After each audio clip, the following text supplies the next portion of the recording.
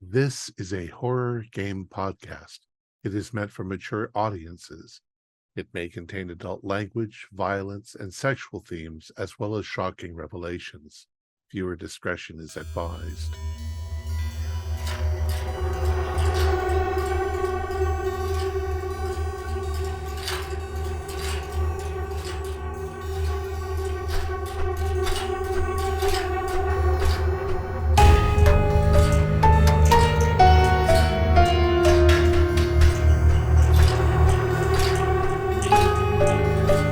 Greetings, fellow investigators, and welcome to our video podcast, Into the Darkness, where my friends and I are playing the Call of Cthulhu role-playing game. I'm your host, Thom Raley. The scenario is The Russians Are Coming. It was written by Keith Craig, who is also our Keeper of Arcane Lore, and this is a one-shot. Before I begin, I want to mention that we get most of our funding through our Patreon site. Your generous support helps us to pay for our websites, our club space, and everything that goes into our video production. It's your support that keeps us going, and we deeply appreciate it. That being said, let's begin our journey into the darkness. Keith?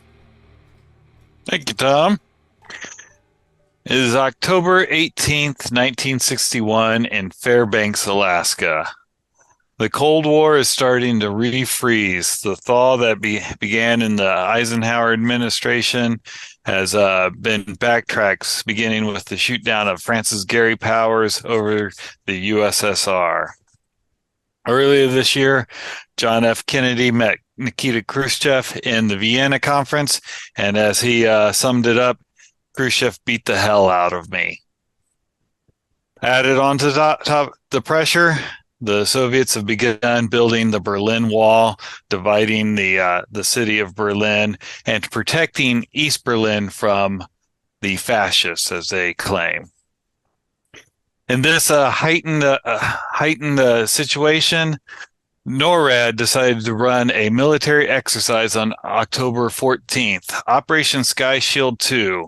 With this, they grounded all commercial air traffic throughout all United States and Canada to test whether or not the NORAD would be able to stop the Soviets if they launched a full-on nuclear assault. The results of this this exercise were declassified in 1997. We would not be able to stop a full-on Soviet assault if they decided to launch that. Our characters have been contracted by the U.S. military, or are members of the U.S. military, have been signed a contract with them to go out into the Alaskan wilderness to seek out certain radar returns that NORAD picked up during that exercise. We'll begin in a conference room in Fairbanks, Alaska, where a full bird Colonel Powers walks in and greets all of you. He's in a very nice pressed uniform. He kind of looks around, no nonsense. And he's like going, thank you all for agreeing to go on this journey for you. You've all signed non-disclosure agreements. So what I'm about to tell you, if you tell someone else, you will be prosecuted by the government. During the exercise this weekend, NORAD picked up some strange radar returns about 250 nautical miles north of Alaska, north of Fairbanks. Nothing should have been up there because we didn't have any planes there, and no commercial airlines were able to fly. Nearest we could guess, it might have been the Soviets trying to sneak in some military equipment or trying to set up spy posts. If it is, we can catch in and we'll get in with their pants down. Maybe we can get our man back out of there and all. I'm going to hand over the mission. Lieutenant Oakley, you see a second lieutenant, Air Force second lieutenant. He kind of stands up. He's about maybe 23, 24 years old. He smiles. He's almost a baby face. He goes, he'll be in charge of this. We've got Master Sergeant Cortez to assist out the lieutenant. We've contracted out. This can't be right. Is your name really Jane Smith? Yes, sir. Okay. Interesting parents.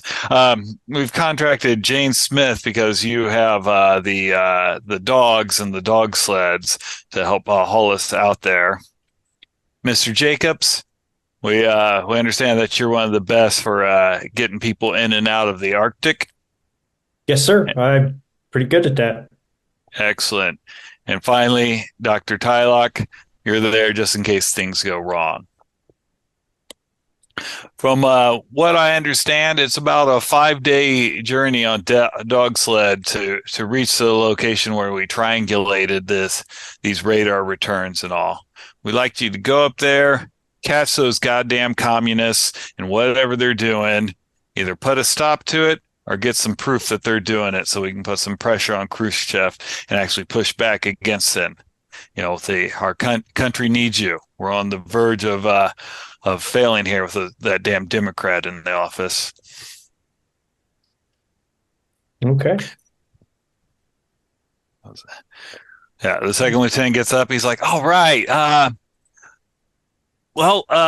you guys are the experts on on Alaska and all. Do we need to get anything stocked up before we head out? I was planning on leaving tomorrow and stuff. Do we got time for that?"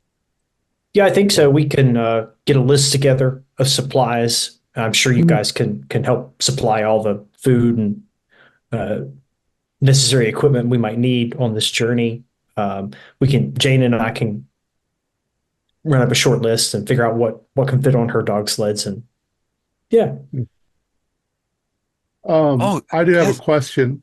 What exactly are we looking for? Airplanes or a base, a camp? We don't know. We have flown a few U-2s over the site and haven't seen anything, but you know those commies, they're pretty sneaky, and they might have just dropped in supplies and they've gotten buried up there and all.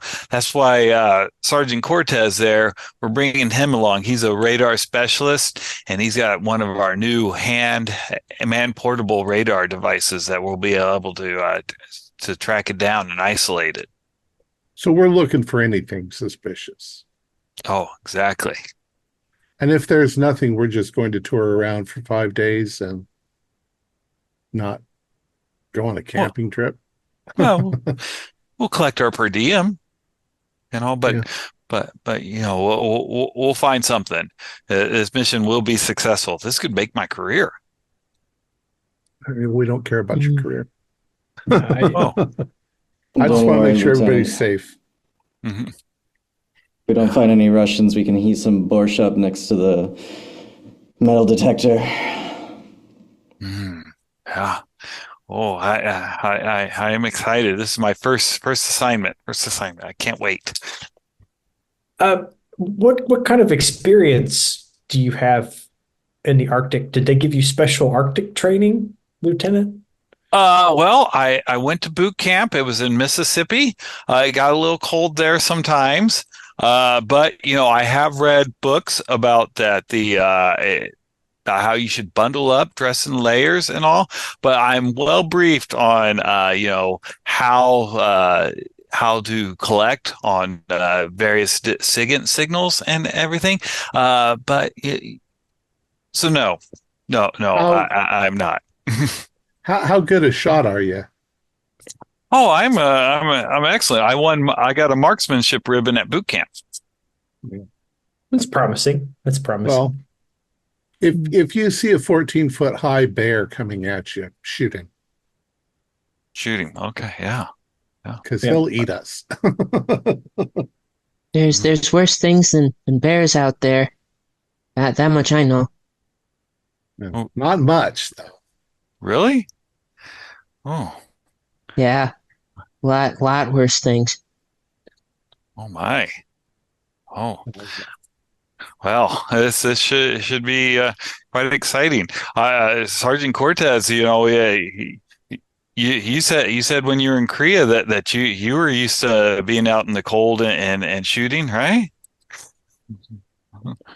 Yeah, that's an accurate statement, Lieutenant. I lost This finger, fighting for our country over there.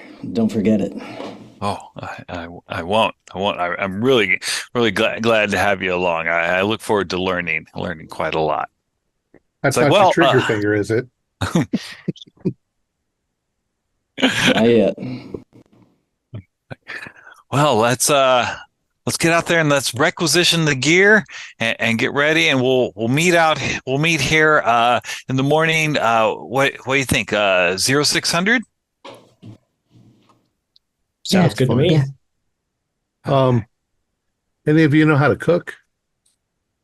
Well, I know a couple backpacking recipes. Yeah, All right. Yeah, a I've couple got a small few. things. Got a few recipes myself. Yeah. Yeah, I mostly cook for me and my dogs though, so if it's not very tasty to you, that's probably why. We'll probably be able to pull something decent together. Okay. All right.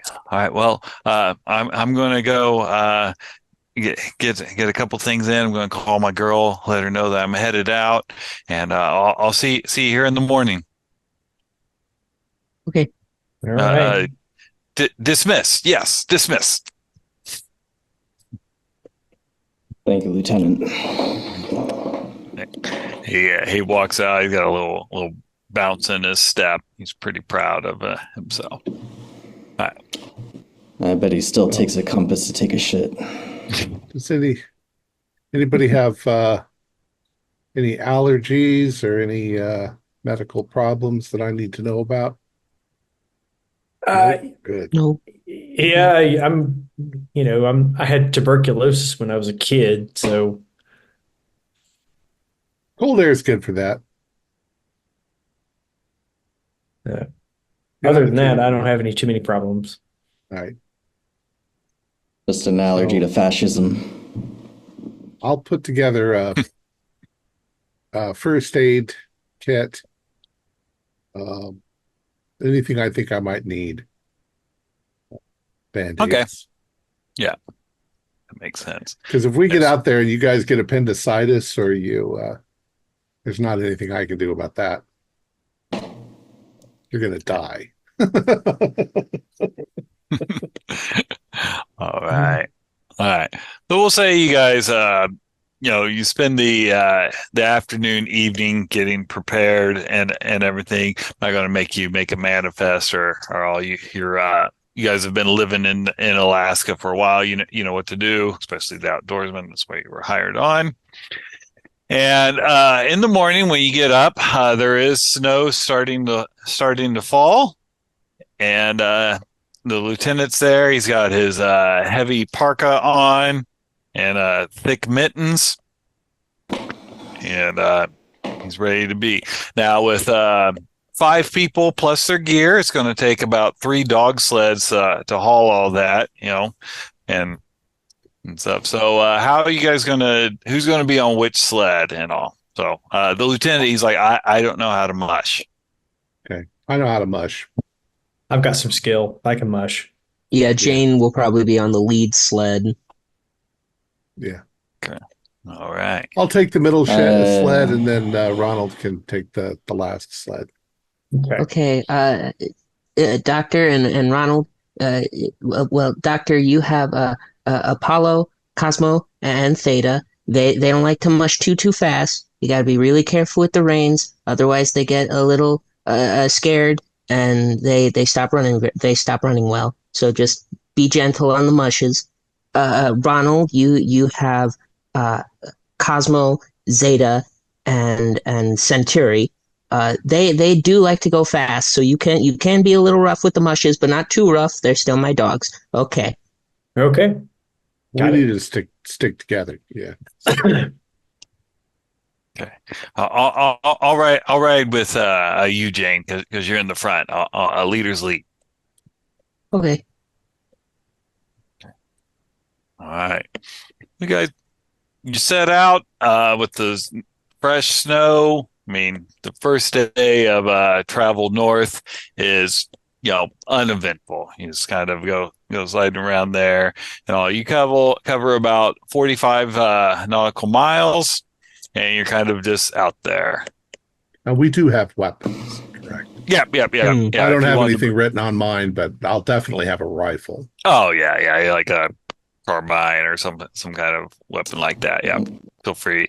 You could easily requisition that if you. And I'm sure living up in Alaska, everyone already has rifles. Got the M1 in my lap.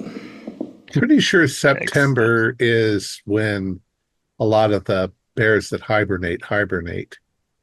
The big grizzlies, beginning of fall, stuff like that. Yeah. However, if we were to encounter a polar bear, they don't hibernate, so and they don't stop or run away. No, they're pretty aggressive. All right. So you guys, when you get out there, after a days of travel, you kind of get established. You get the camp set up. There's no challenges out here. You're only not that far outside of Fairbanks. But when the sun sets, you're not around any artificial light. So it gets kind of that, unless you've really been out where there is no artificial light, it gets darker than you can really kind of imagine and all. So no moon right now, or nope, no moon. Crescent it's moon, like maybe. just maybe just a bit and all. So there is a little bit of the ambient light from the moon, but it's a lot darker than if you'd grown up in a city. It's a lot darker than you'd ever experienced. But you guys have all grown here. The lieutenant goes, "Are we gonna make a fire there, Mr. Jacobs?" Yeah, we need to set up the tents, get a fire going, get some food in our bellies. Yeah, absolutely. Okay. All right. Let's press out. Let's get our tent set up. Yeah, let's head and do that. So you guys get your tent set up, and when you get around, who's going to do the cooking? Or are you going to eat your MREs? Oh, we'll do some cooking, especially getting some coffee going. Yeah. We brought some meat and stuff. Yeah, exactly. Yeah, Okay. Yeah. You sit around, and first night, it's a pretty easy night. Everyone goes to sleep. Did you want to set a watch or just kind of just rest through the night? I'll absolutely be setting up a watch. Okay. All right. Yeah, I can take over. If you want to swap out, I'm happy to take over at some point. Okay. I can too. I stay up late a lot. Oh, well, just remember the two of you are going to be driving we're doing the driving. Exactly. No, it's appreciated. I'll let you know if there's any trouble, Mr. Jacobs. All right. Okay. Thank you. Okay. So as you kind of get in there and rest, the lieutenant comes over to Sergeant Cortez, and he's like going, "Are you picking anything up on the radar scope there, Sergeant Cortez?" Let me see. Start playing with the dials and kind of trying to ignore this lieutenant. Yeah, well, these electronics move slower than molasses out here in the cold. Give it a minute. Oh, okay. Of course. Like going, like you what do you think? You think the commies are really making a move? I've seen worse than you can possibly imagine. If it was my guess, I think we're about to see something out of the ordinary. Anything other than white snow, we need to know exactly what it is, even if it's nothing. Okay. Yeah. I'm glad you're here. Well, I'm gonna grab me some shut eye. Wake me up when it's my turn. Yes, Lieutenant. Yeah. Understood. All right. The night passes uneventfully. In the morning, you get up. You got, the fire has kind of died down to just kind of like some smoldering coals and all. And it's another beautiful day. There was a little bit of snow during the night, but looks like it'll be another pleasant day of travel. Yeah. Right. So once you get your sleds all loaded up and you head on out, my 3 drivers, go ahead and give me a pilot dog sled. Nice. Oh my God. That is 01. Oh, wow. Burning up now. I love it. First roll. I got a I'm not- 5. Wow. And I'm not That's doing either. so well. Okay. I got a 75 out of 45. Okay. So, sometime during the travel, you hit like a rock or something, Yeah. and one of your runners is starting to get. It's got like a little his shake into it. Like when you grab a grocery cart and that one wheel is just not working. So you kind of got like a little shake on it, and you'll know that it's going to take a little bit of repair when you guys stop to address that situation, or else it'll just make itself worse and worse and worse. I'll call out for everybody to stop for a minute. Jane, Ronald, I seem to have hit something with one of my runners. It's wobbling pretty bad.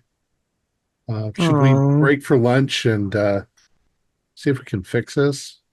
Yeah, better stop and take a look at it. It might get worse if we don't address it now. Yeah, I'll see what I can do. Okay. All right, Jane, go ahead and give me a mechanical repair. Alrighty. Okay. There you go. 38 out of 60. Yep. Yeah, you get in there and you find the kind of the bolts that are got a little jarred loose and stuff. And you get in there and tighten it back up, make sure that it's running aligned and everything. Takes you about an hour of work on it, but you're pretty experienced repairing sleds and all, so you've got it up and running again. Yeah, damn near threw me off when I hit that rock. Didn't see it coming. Well, it's like going. Hopefully, that's the only excitement we've got today. Oof. I mean, you must admit it is kind of peaceful out here. That's why I like it. Yeah, I grew up in Honolulu, so it's a lot busier city. Well, Honolulu, at least if you get injured, you can find somebody nearby. Out here, you get injured and you're fucked. That's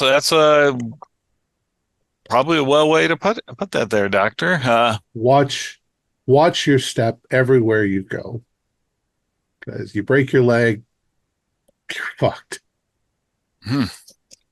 You're useless. They want you to think it's peaceful out here. They want you to think that. They? They. They? Oh, of course, yeah. We all look up. I whisper. I'm like, aliens. Oh, yeah. A little too many 1950s movies. I hear the abduction rate out here is pretty high. Lots and lots and lots and lots and lots of people go missing out here because they break their leg or they sprain their ankle and then they're fucked. Oh, wow. Yeah. There's probably That's a few not of them good. right over there in those snowbanks buried in the snow.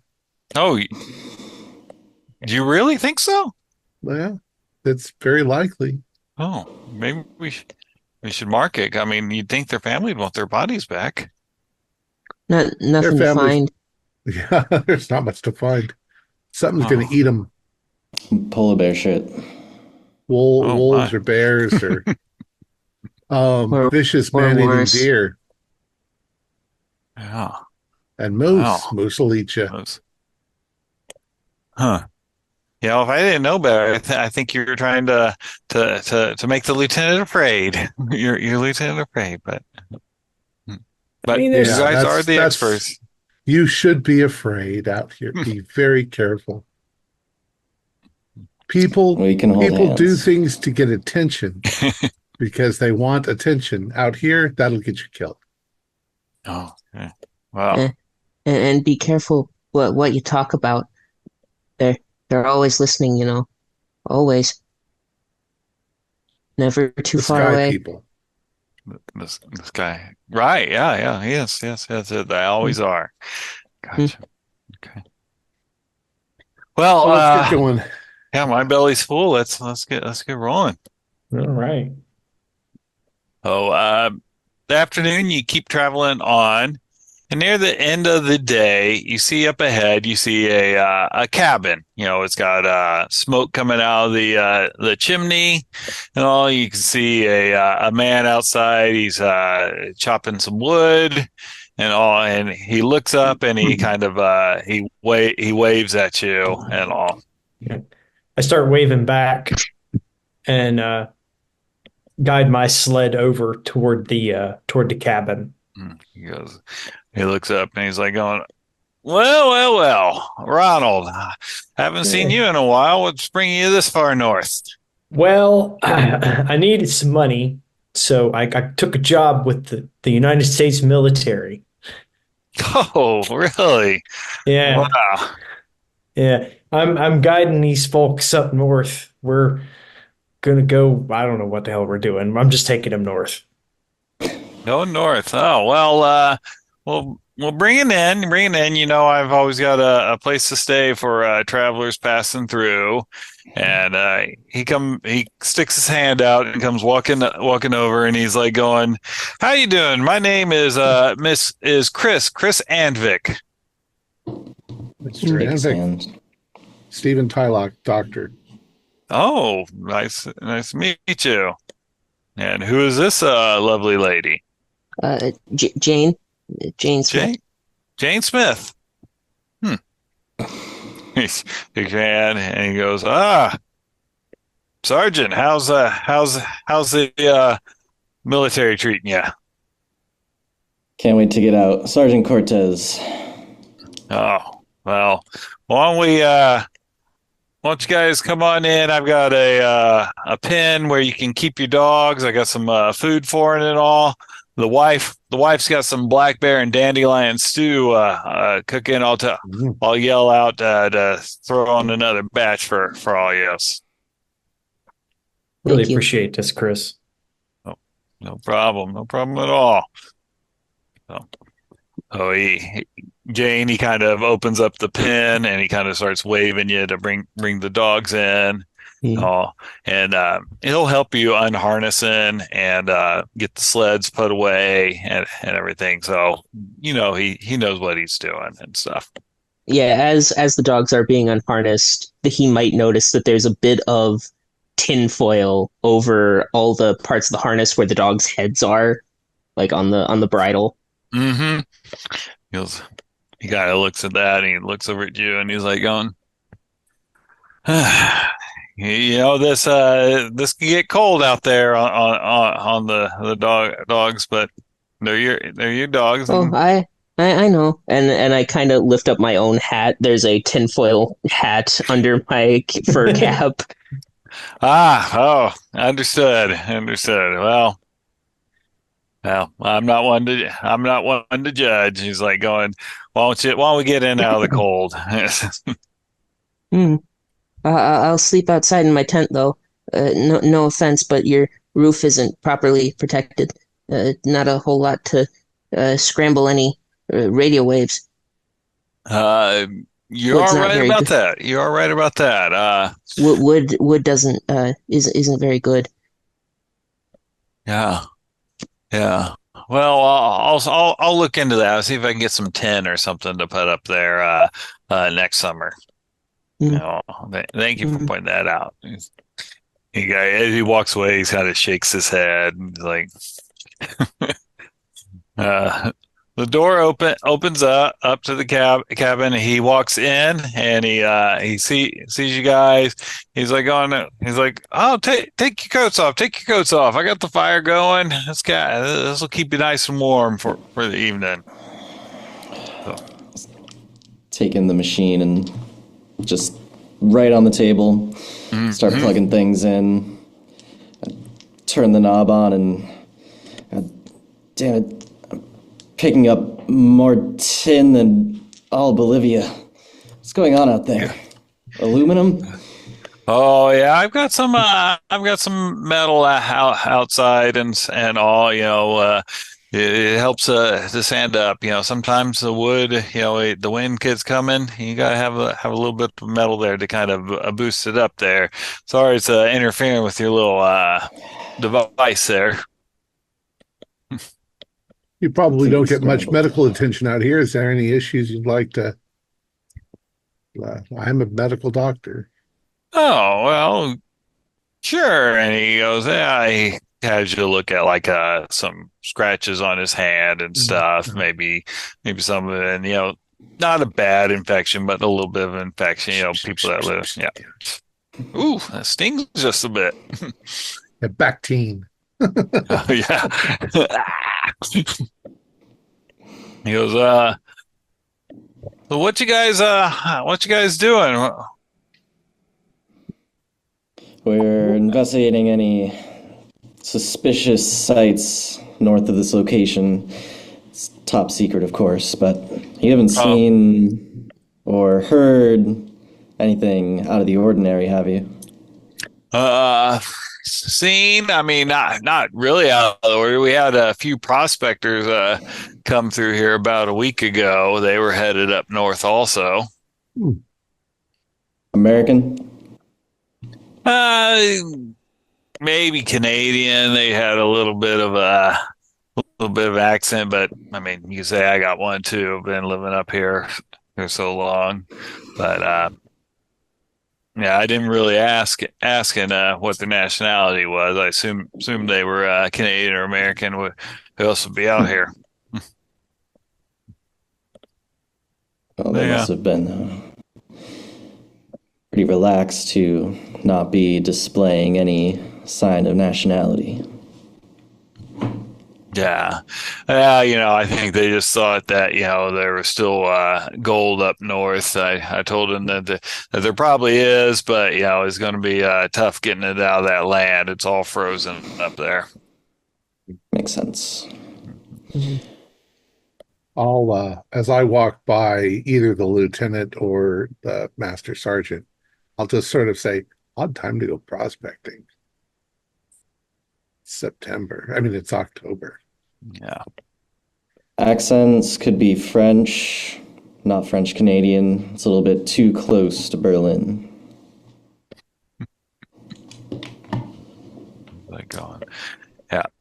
His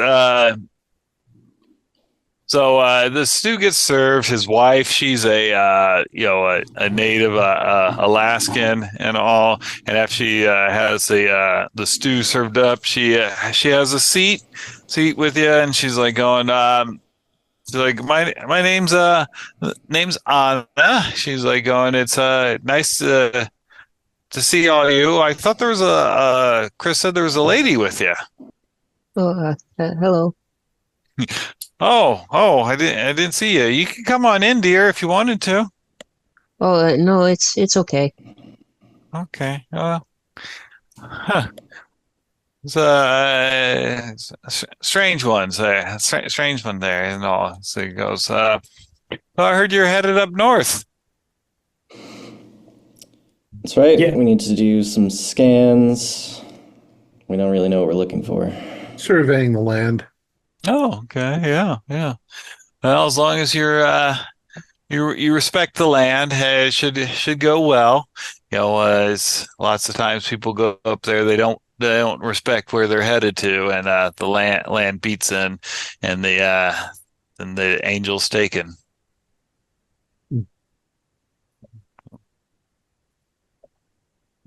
Well, hopefully we don't hit any more rocks. Oh, well, I mean, long as you don't push hard, you'll be fine. You'll be fine up there. I wouldn't worry too much about it. Snow and ice are probably getting thicker as we go north, so they'll be less likely to hit a rock. Yeah. Yeah, it'll be less snow up there, but everything will be frozen over for quite some time. So yeah, we'll be not too bad. I imagine that over the stew, we sort of tell each other war stories and Yep, that makes sense. Yeah, Chris tells a story about how he's out and he dropped he was able to get the black bear. He's like going, yeah, it's he was all getting filled up, getting ready to go into hibernation. So that's got a little extra fat on him and all, which will help tide me over through the lean months. I've got the hide out there smoking, so it'll get all dried out. Just be real nice. I was pretty proud of that, dropping them like that. Oh, but if you guys are showing up delicious. Oh, thank you. If you're showing up a little bit earlier, a couple days ago, I had the testicles all ground up and stuff, and you guys could have had a real treat. Oh, wow. Yeah. Well, sweetmeats. Mm-hmm. It's delicious. Oh, he goes, but yeah. So it's good. It's good to see you guys up here, Ronald and all. You need to make it up here a little bit more often. Yeah. I've been kind of keeping to the south a little bit more. Yeah. Getting older, it's a little bit harder to tolerate the cold weather sometimes. Oh yeah, I hear you. Well, we all get a little bit less tolerant of it as the years go by and all. I think someday I might have to head south, maybe even as far as Anchorage, God forbid. Ugh. God, I hope I don't have to go that far. Yeah. How's the fishing out here? It's not too bad.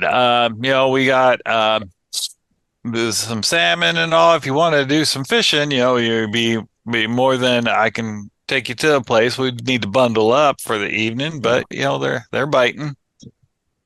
Yeah. Fortunately, we're kind of on a time scale. We got to be back in a week, but it sounds like a lot of fun. I love fishing. I love salmon. Oh yeah, you smoke it and it's just right. Oh, it's amazing. All that fish oil too keeps you warm. That it does. It does. It's good. It's good for you can use the whole fish. Yep. Oh. All right. So the night kind of goes on like that. You guys are making small talk.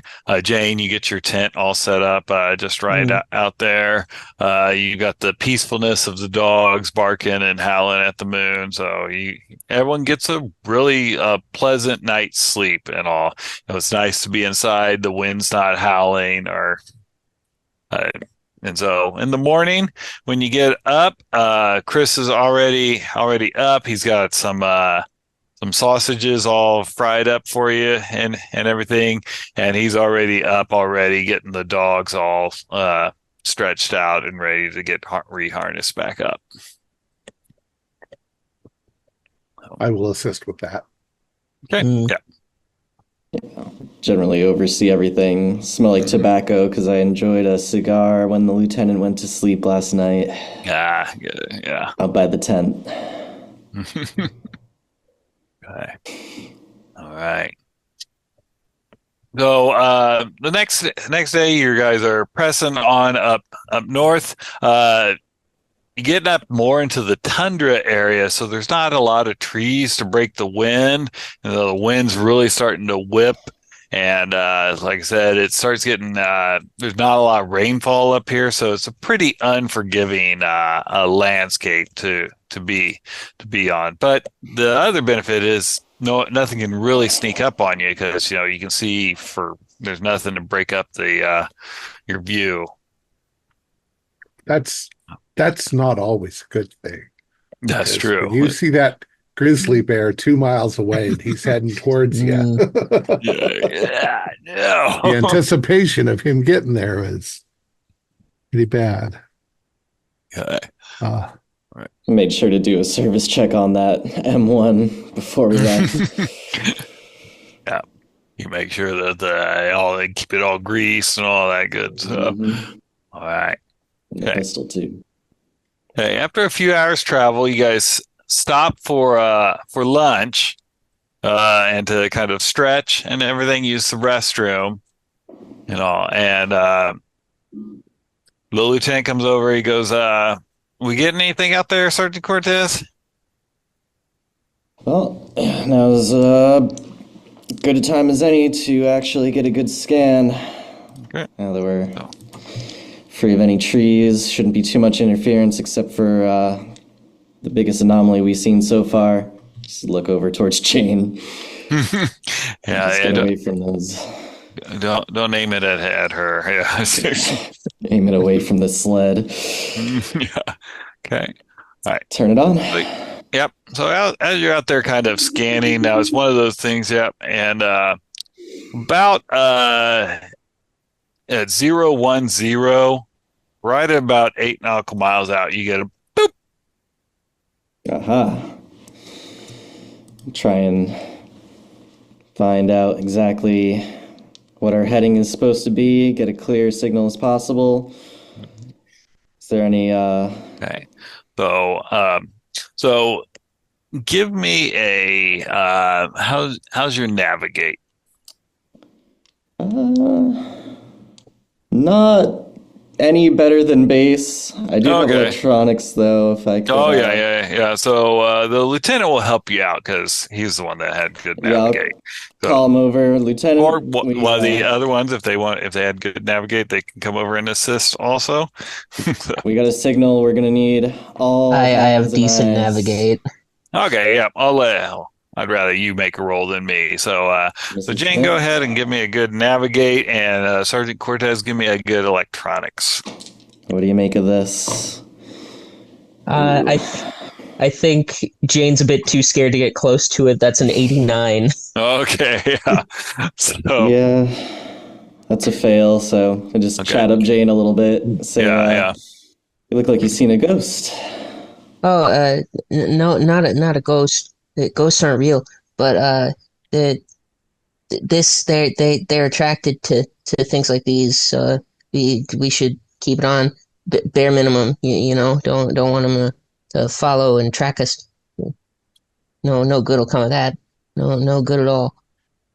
Having some trouble here, Lieutenant. he goes, well, maybe it was just a false return or something. Who knows? Boop. I don't know about that. Even without a navigate, we kind of at least have a general. Yeah. Yeah, it's just kind of like trying to work. Yeah, you get a feeling it's kind of in the direction you were wanting to go, maybe a few degrees off. How many degrees off? I don't quite have it down with that. So, but the second ping back from it was at the same distance as the first one. So. Well, it seems to be stationary, at least. I think we should get closer then. If it's not moving, then we can probably observe it if we're quick. We don't want to lose the signal. I don't know how radar works exactly, but does it give you any kind of indication of distance? Yes, it does. Yeah. Okay. Yep. Mm-hmm. You said about 8 miles? 8 nautical miles out. Yep. Mm-hmm. How long is that going to take by sled, Jane? They can travel. It's probably about less than an hour to get to cover that if you kind of pushing. If we went faster than normal, about an hour at the speed we're going, maybe 2.5. Let's make it faster then. Is the terrain like this, or it's just flat?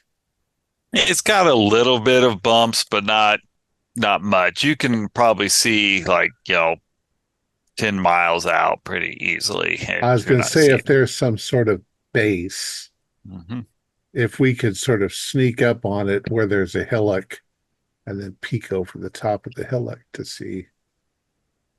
Movement's going to be key here. We need the most competent. I'm not the tactical guy. Whoever's the best at mushing should be in the front and get us in and out. Observe quick and then retreat to ascertain. All right. Well, the lieutenant's like, well, it seems like Jane's probably the best. I mean, they're her dogs. I'd agree. Yeah. Oh, okay. You up to the task, Miss Smith? Or is it Mrs. Smith?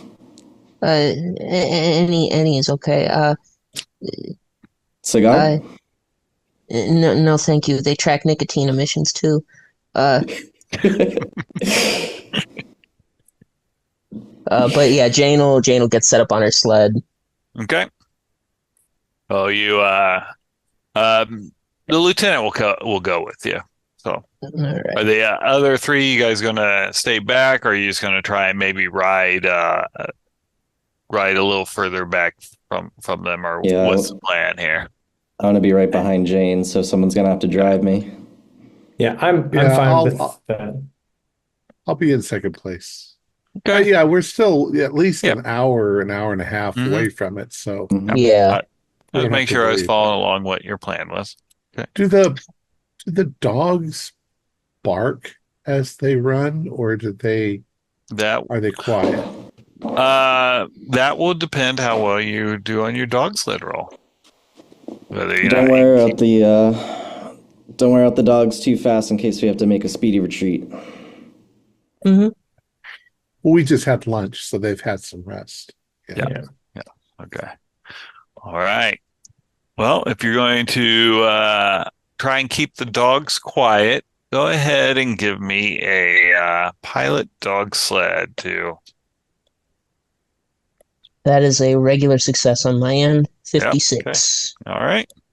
48 out of 45. I'll spend the 3 luck. 3 luck. Okay. Avoid I rolled this time. I rolled a 77 over 40. So that's a lot. That's a lot of luck. I'm not going to spend that much luck. Okay. Yeah. So you guys are traveling along about 5 nautical miles of travel.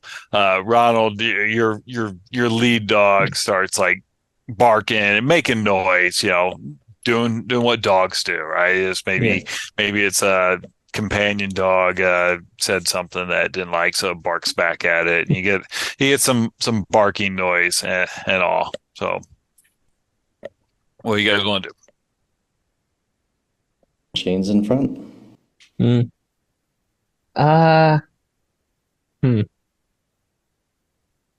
Thinking what Jane is thinking, I think good. She does kind of stop as the dogs get barking. Circle up. Okay. It's like, oh man, we're sneaking up on it. Oh, we're so close. I'm sure of it. I want to do another scan. I want to see if that pip moved at all. Okay. Yeah. Barking. All right. So go ahead and you get it set up. And you kind of aim it in that direction, and you're getting a boop, and it is moving away from you. Shit. Does it take any particular amount of time to set that up, or is it pretty quick? It's pretty quick. I mean, probably 5-10 minutes to get it set up. Mostly to get the electronics warmed up. All right, everybody, bad news. We've been spotted. They are retreating away from us. Well, it's not a camp then. That's right. Something giving off a sizable signal like that, moving that reactive. How fast is it moving? Can you tell that? It's going to have to give me another pip. Yeah, these radars didn't have a Doppler at all. So could be just those prospectors got spooked off, but we can't take that chance. Could be a spy. Or one of them. Or maybe they're just traveling in that direction. We couldn't tell from way back where if they were moving or not. Possible, but Don't they have to be in the air in order for the radar to ping off of them? Nope. Radars will return anything that is solid. Yeah. Mm-hmm. So it could be a truck, a metal vehicle, but not likely just a person, right? we're on like hard pack ice, right? It's That's just too like, heavy. and like you're really out in the middle of nowhere. So like, if they brought a truck, they'd have to bring a lot of gas also because there's Yeah. And we would have found tracks, yeah. yeah. Yeah. Mm-hmm. Or even heard the engine. Yeah. But If yeah, they were on dog sleds, but though we would find their tracks as well, wouldn't they? We haven't seen any tracks. Well, that's correct. we might find some at their last known location. That's So true. gather up camp, go back, see if we can find anything. Yeah. Okay. Yeah. Let's. I like what you think, Jane. You're Well, smart. if we are going there, you'll each need one of these. And Jane will go into her backpack. There is a tinfoil hat fitted for everybody here. Thank you. You don't have to wear it over your hat. You just have to put this on and then your hat over top. They work really well. And again, she lifts up her hat to show the tinfoil underneath. Jane, what's with the tinfoil hats? Oh, tin and other metals like it are good at refracting and deflecting waves that they send to track and spy.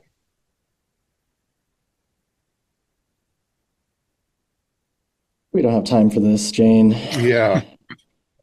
I don't argue. I just put it under my toboggan. Give me the hats. Let's go. Yeah. Thank you, Ronald. You're welcome. I'm going to pretend to put it on, fold it up, and stick it in my pocket. Okay. Yeah.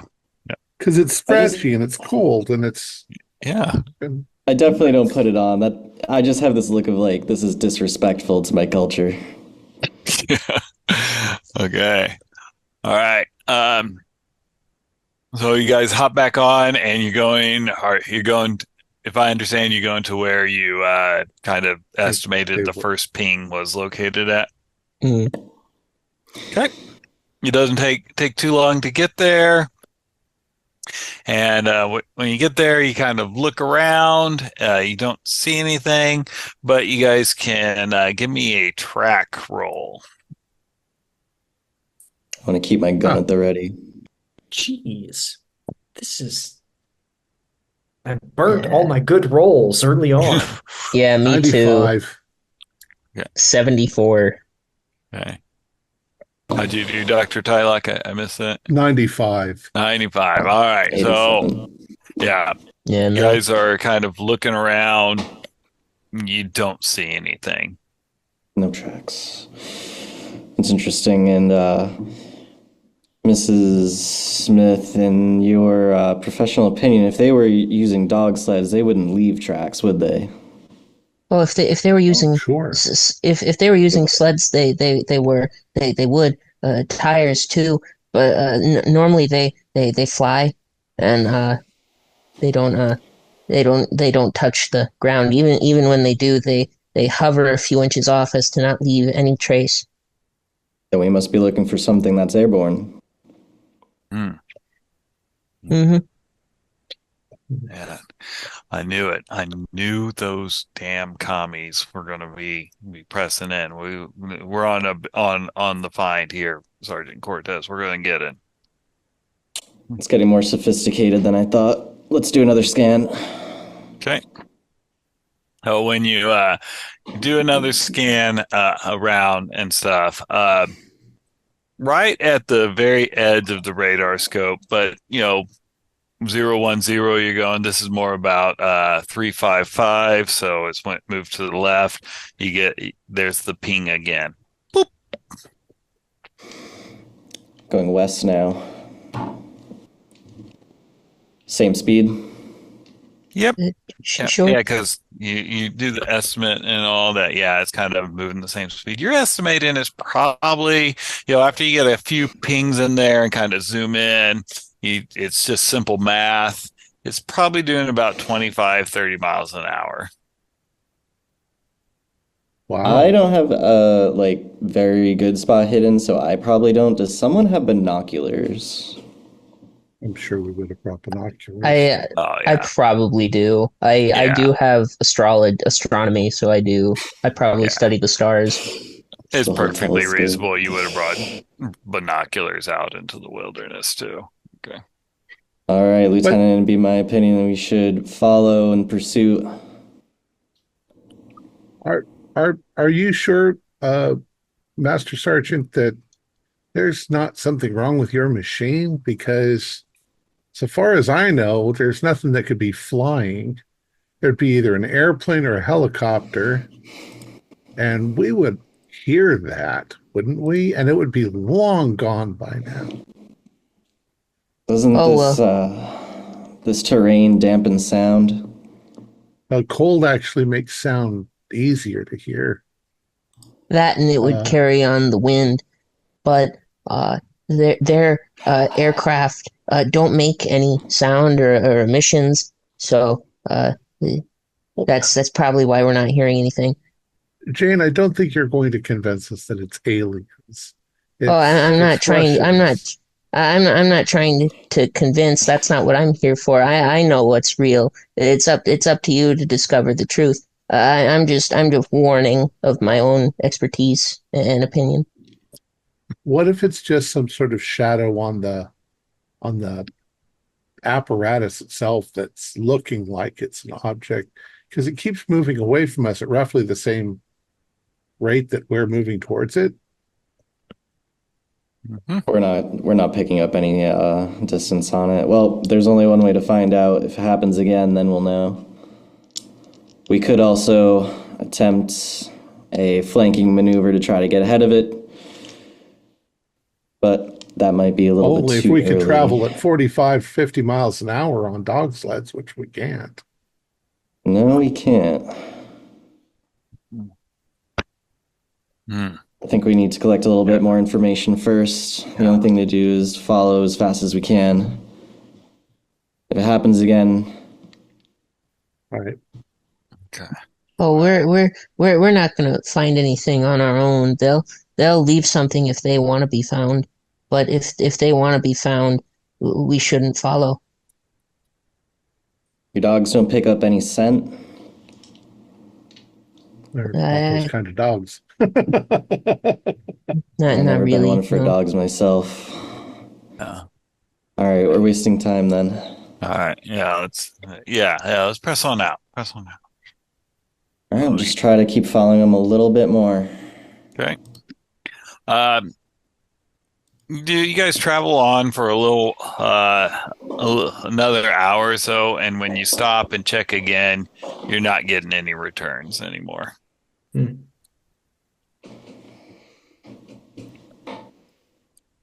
This might actually be defective equipment. Hold on. What could be going that fast? I'm gonna take a look at this thing and see if I'm gonna pop the back of the machine open and see if there's a rat in there chewing on some wires. Okay. All right. Give me a electronic repair. Ooh, that is actually a normal success. Yep. No, everything. All the wires are plugged in. Nothing shorted out. It looks like it's There's no some food residue from the testicle stew or whatever on the readout screen. No testicles or anything like that. Yeah. So yeah, it looks like it is operating the way it was designed to operate. So yeah. Lieutenant, we either have some sort of criminal activity or I think we have found what we were looking for and it is evading us. Oh. I'll start getting a report written up and all and stuff. But yeah, it's a good thing we got sent out here. Uh, okay. Like going, It did not take very long to find that first signal either. We weren't even more than, what was it, 5 hours out when we started detecting. I don't think there's much likelihood that there would have been some sort of Kremlin spy balloon sitting that close to our tracker's house. He would have seen it in his daily rounds, I imagine. Now they're moving at top speed away from us northwest. They're definitely not leading us back to wherever their base is. They're fucking with us. Observing. They're probably observing us, so pursuit over. At this point, it's probably a better idea to make a decoy. Yeah, we don't want to wear ourselves out or get led into where they're trapped. We should split off a little bit. Yeah. I mean, they've got Siberia. They're used to living in this kind of environment. Bad idea to split up. Bad idea. Yeah, I wonder, and I'm just spitballing. Could we maybe dig down into the snow, hide ourselves, and maybe try to create like a decoy, like it was mentioned, to attract him here? Again, I'm just spitballing, just an idea.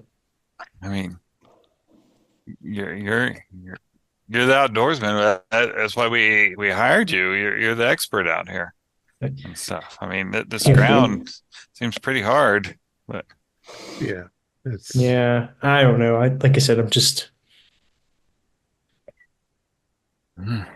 Well, the question whatever. is if it was a bunch of Russian spies out here doing something nefarious and they found us, I'm not sure what they could do. They probably would just turn around and run from us, because if they killed us, then they would know that the army would be on its way, wondering where we were.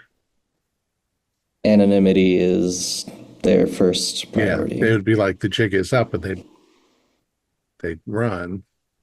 Which suggests terrestrial intelligence, Mrs. Smith. Or just beings smart enough to think as dumb as we do. Probably one of your relatives. Mr. Jacobs, as our specialist outdoorsman, I think you might be onto something here. But the only thing we have for a decoy, and I'll just pull out my pistol, this will get the attention of just about anything, I imagine. We don't want to attract their attention intentionally.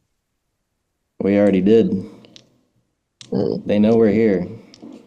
And they went away, which is the best case scenario. Well, if we pursue them, we're not going to find them at this speed. They'll stop eventually, and then we'll find them again. What I'm worried about is that we're wrong. And in that case, we need to flush out as much information as we can. We can't just sit here like sitting ducks. Well, Yeah. Once night falls, we're in pretty bad way, especially if they know our location and we don't know theirs. I think it's pretty safe to assume they probably do know where we are, because if they're avoiding us Exactly. as accurately as they are, and especially if they can move as fast as they do. That's what I want to know is... That's weird. What moves that fast? Well, my memory may be a little sketchy on the names, but Zatharan Class 5 does seemingly move that quickly. It can reach up to the speeds of our fastest military aircraft that we've made so far. Hey, this thing's not moving that fast. A bird, an eagle, an albatross. On the radar. Albatrosses are pretty damn big. Yeah. Yeah, they are. Could be an albatross. That's true. A bear running. Polar bear wouldn't run away from us. It's moving slower like a balloon. Yeah. Big old weather balloon. But And a we'd balloon see the can't tracks if change. it was a bear. And a balloon can't change direction that fast. But it changes It was the wind. If the wind is just blowing it in that direction. It changed direction over the course of an hour or two. That's not that fast. I don't know. I have no idea. All right, we You're should not get getting off any of, other signals anywhere? Well, we should get off of our current location so that they don't know exactly where we are, at least as far as we know. Do another scan, set up a temporary camp, and go from there. All right.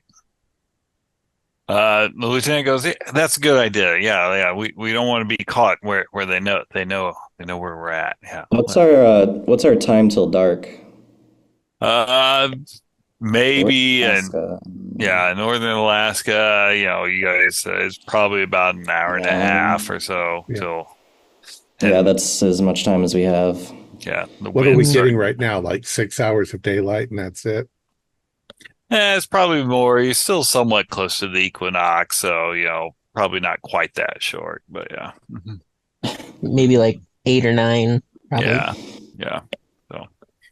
Does anyone else have firearms, or just the lieutenant and I? I do have a rifle. Yeah, I've got a everyone has weapons. Yeah.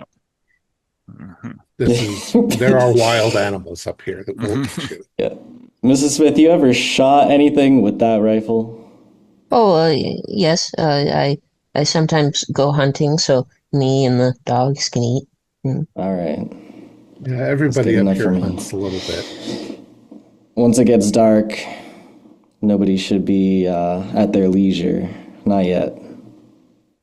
I think we should probably also do not build a fire, keep it as dark as possible around a campsite. All freeze to death. We got our We'll sleeping all bags. snuggle up in the same sleeping bag. Oh, like, with the dogs. I have the dogs for that. Yeah. What they call it, a 3-dog night or something? Yeah. What if Well- they can see in the dark and we can't? That's how we they did it in Korea. They can see in many different spectrums. So they'll see us like a straw in a stack of needles. So then we might as well light a fire. Oh, Yeah. don't listen, Mrs. Smith. Well, Maybe it's witches riding around on broomsticks. That wouldn't make any noise. Oh, well, that's ridiculous. Witches aren't real, even if they were.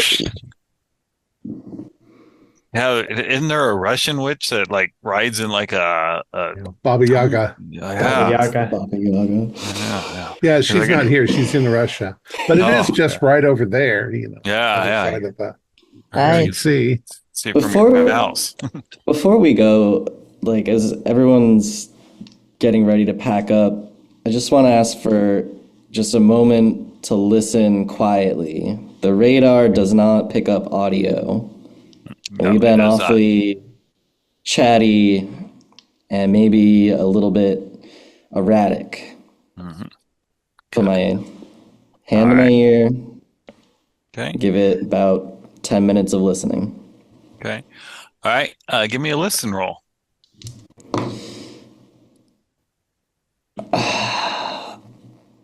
I'm 14 points off, but I have so few luck points. I'm just, no, Yeah, I can't do it. I can't do it. Yeah.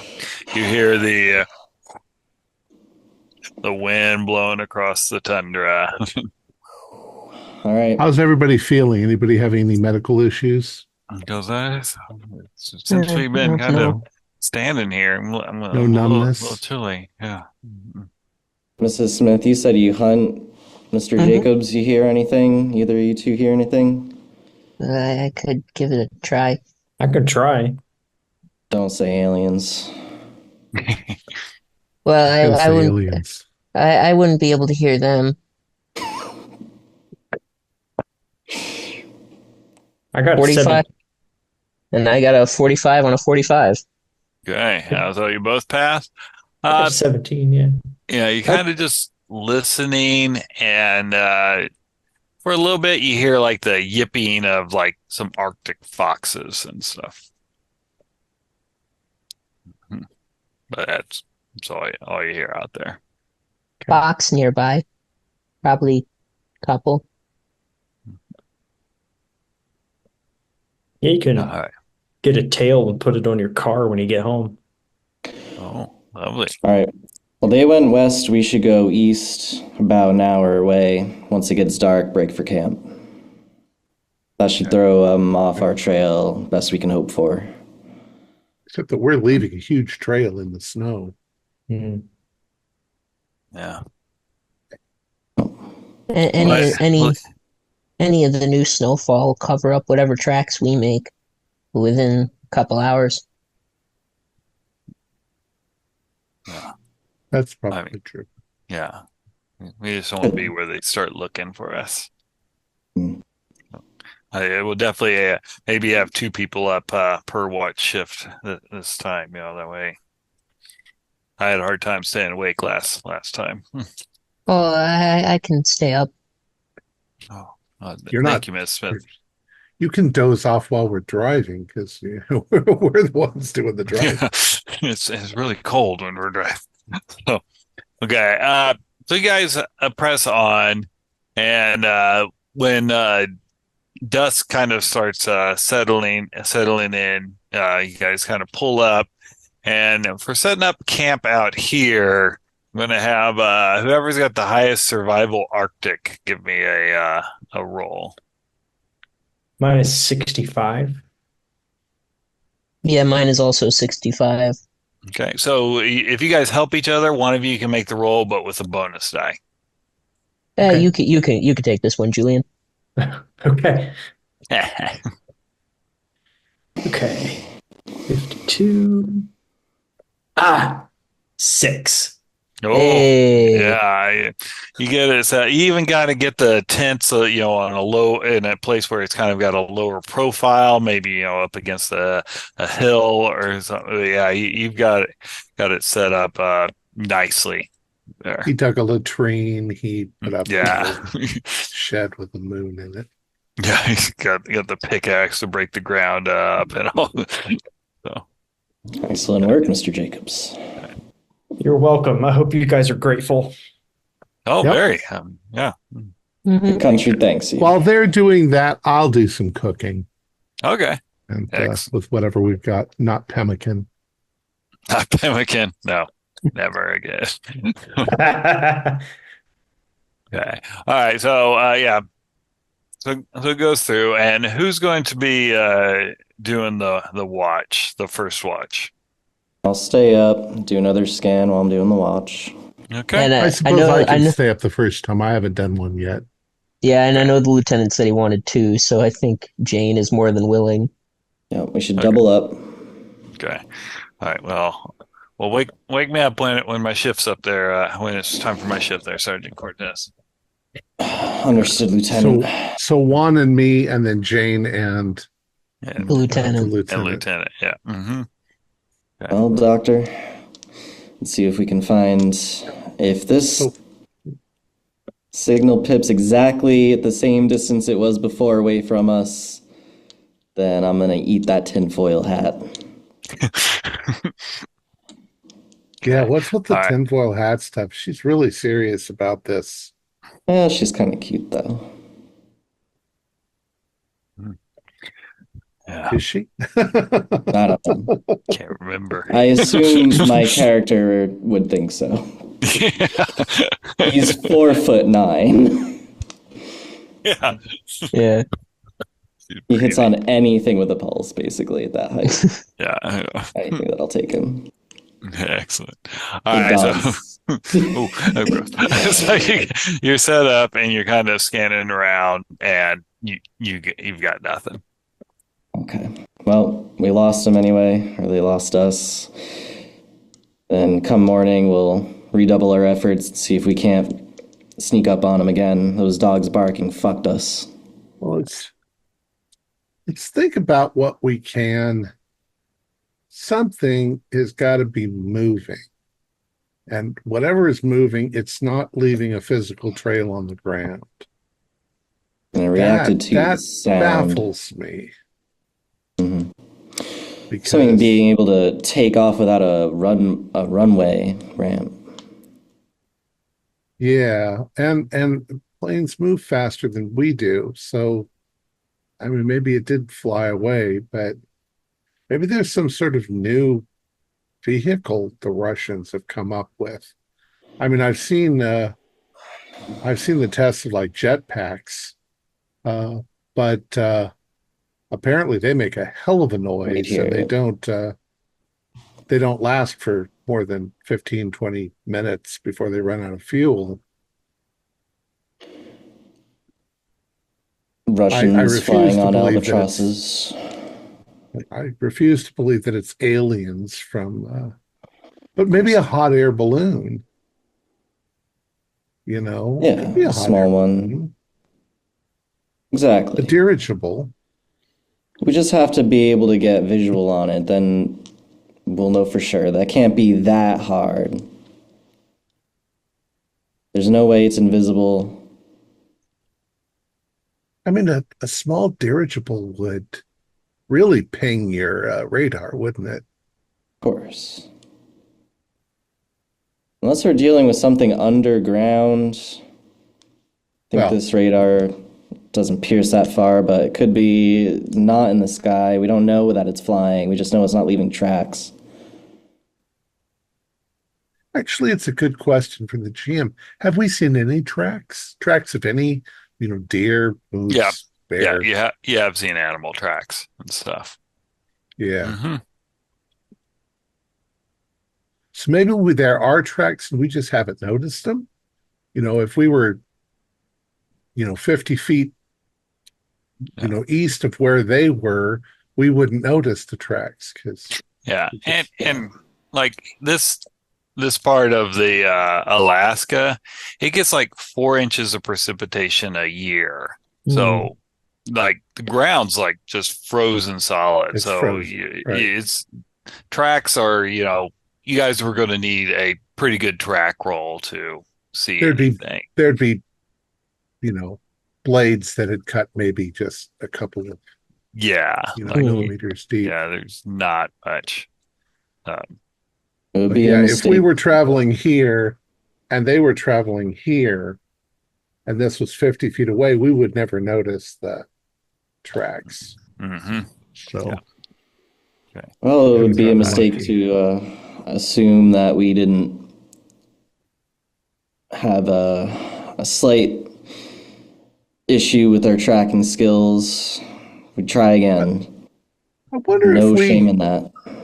if we try to find some high ground, if tonight we wouldn't be able to see a campfire if Mhm. they were off in the distance. The human eye can see a match lit 50 miles away on a clear night.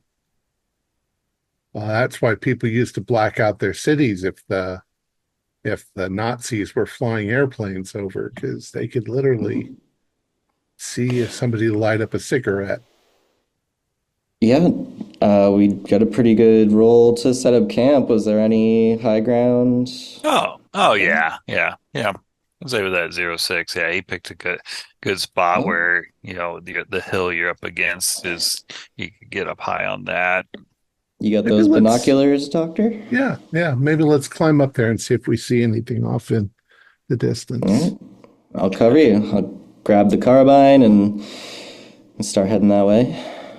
We might even be able to see the glow of Fairbanks way back behind us. At this point, I'm packing my cheek with the chewing tobacco mixed with the cocoa leaves. Mhm. Okay. All Trying to right. stay on edge. So you guys are up there, and when you're kind of looking, you're looking, and when you're quiet and you can really just hear your breathing and your heart. That's what you can kind of going on, and then right when you're about ready to give up, you hear clink. The hell was that? What sort of clink? It sounded like metal.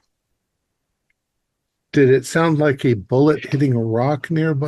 Nope, just like a little soft What the hell was that? Can we tell the direction it was coming from at all? Yeah, we'll say it was coming to your right, or to your right. Mm-hmm. The hell was that? Get down. Shove him down. Well, it didn't sound like a bullet.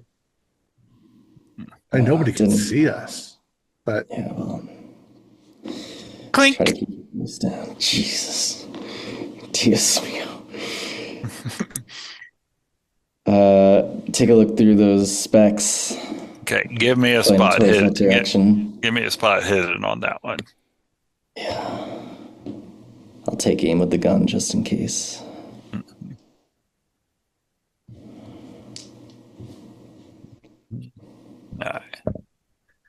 All right, who's rolling the spot hidden? That'll be the doctor. Oh, mine's terrible. Mine too. All right, let's both do it. Well, go ahead. Yeah, I got a 95 out of 25. Yeah. Ooh. I'll spend the 6 luck to pass. Okay. All right. So you kind of look, and the human eye, it can pick up movement really well, especially in your peripheral vision.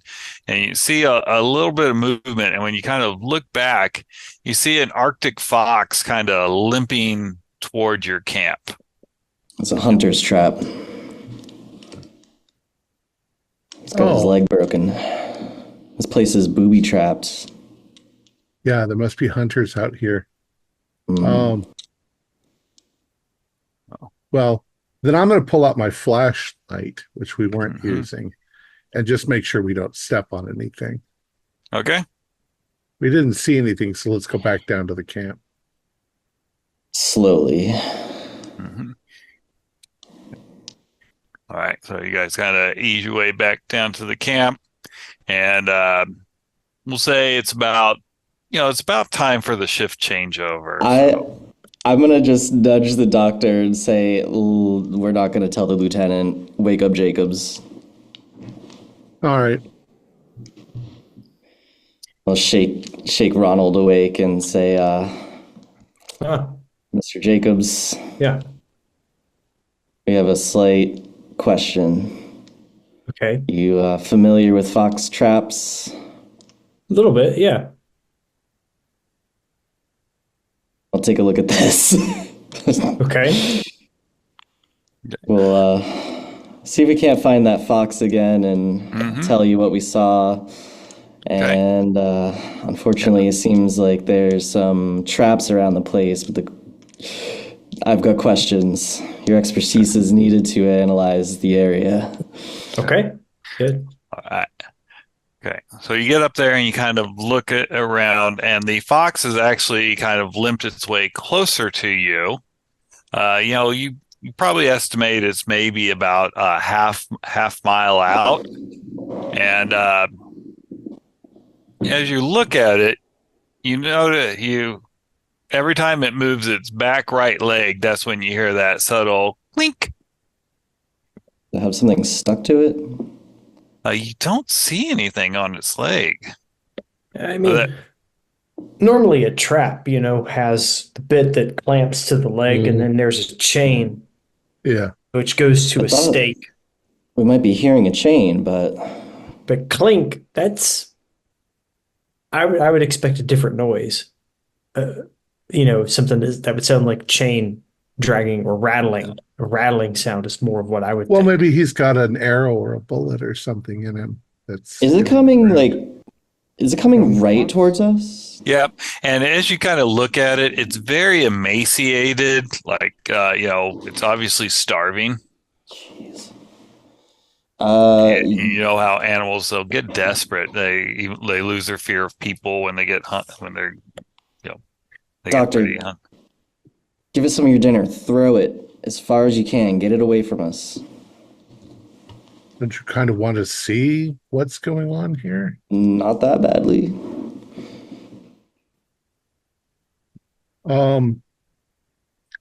Instead of that, where is this fox? Can we see it coming? Yeah, if he's kind of pointed out now because it's moving consistently. You guys' dark vision is kind of kicked in because you've been in the dark a while. Sure. Yeah, you can see it's probably as it's walking towards you, in the amount of time it's probably covered another tenth of a mile, so it's about 0.4 miles away. But So it's still a long ways away. yeah, but I was just going to get out the hatchet and walk up to it. Mm-hmm. Yeah. I got my flashlight on it. Can I see its eyes lit up because I've got the flashlight pointed at it? They do, and you also notice that there's a little flash off of its right leg also. The fuck? Wait. Could that be the sound of a camera? Well, it looks more like an electrical spark. Yeah, it's probably not a trap. What if Could I do an electronics to maybe see if there's any sparks or if it sounds maybe like a camera shutter? You wouldn't even need to do that. What it really looks like is, when you pass a flashlight over a reflective surface, you get that light. Right. That's what it kind of looked like. is it metal? Does it have the Russians invented some kind of robot? I was afraid it was a bomb. I'm going to move a little in the direction towards it, just so that I'm not jeopardizing the camp. Mm-hmm. But And if it starts running, I'm going to shoot it if it starts running at him. I've got the hatchet in case it tries. Okay. All right. So you're going to kind of like try and attract it kind of to you, but you're away from camp. Okay. Like with like some food or something.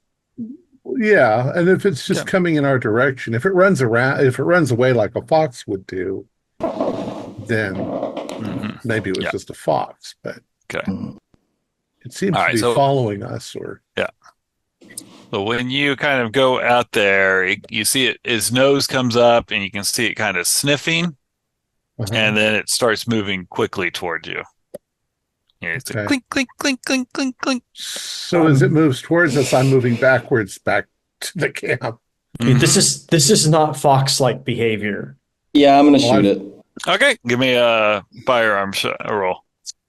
I don't want to aim for the head, though. I would like a body shot, if possible. Yeah, I mean, that's center mass. 44 is, that's normal. Okay, yep. You hit it. It's a fox. I'm not even going to have you roll damage. You're shooting it with a rifle. Yeah. It kind of flips a little bit, and then it drops, and it's dead.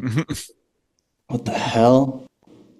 There's not rabid. Yeah, that wakes you up, Jane, because it's almost like immediately a couple of beats after the gunshot goes off, she comes crawling out of her tent, rifle in hand. You just hear "Buenos dias." Yeah. Well, I know that wasn't them because bullets don't work on them. So what did you shoot? Oh. A clinking fox. El Diablo. Yeah. Shot literally a silver fox. Huh. You shot a fox? Well, let's take a look at it. Yeah. We're about to find out. Okay. Do we have a explosives expert on staff?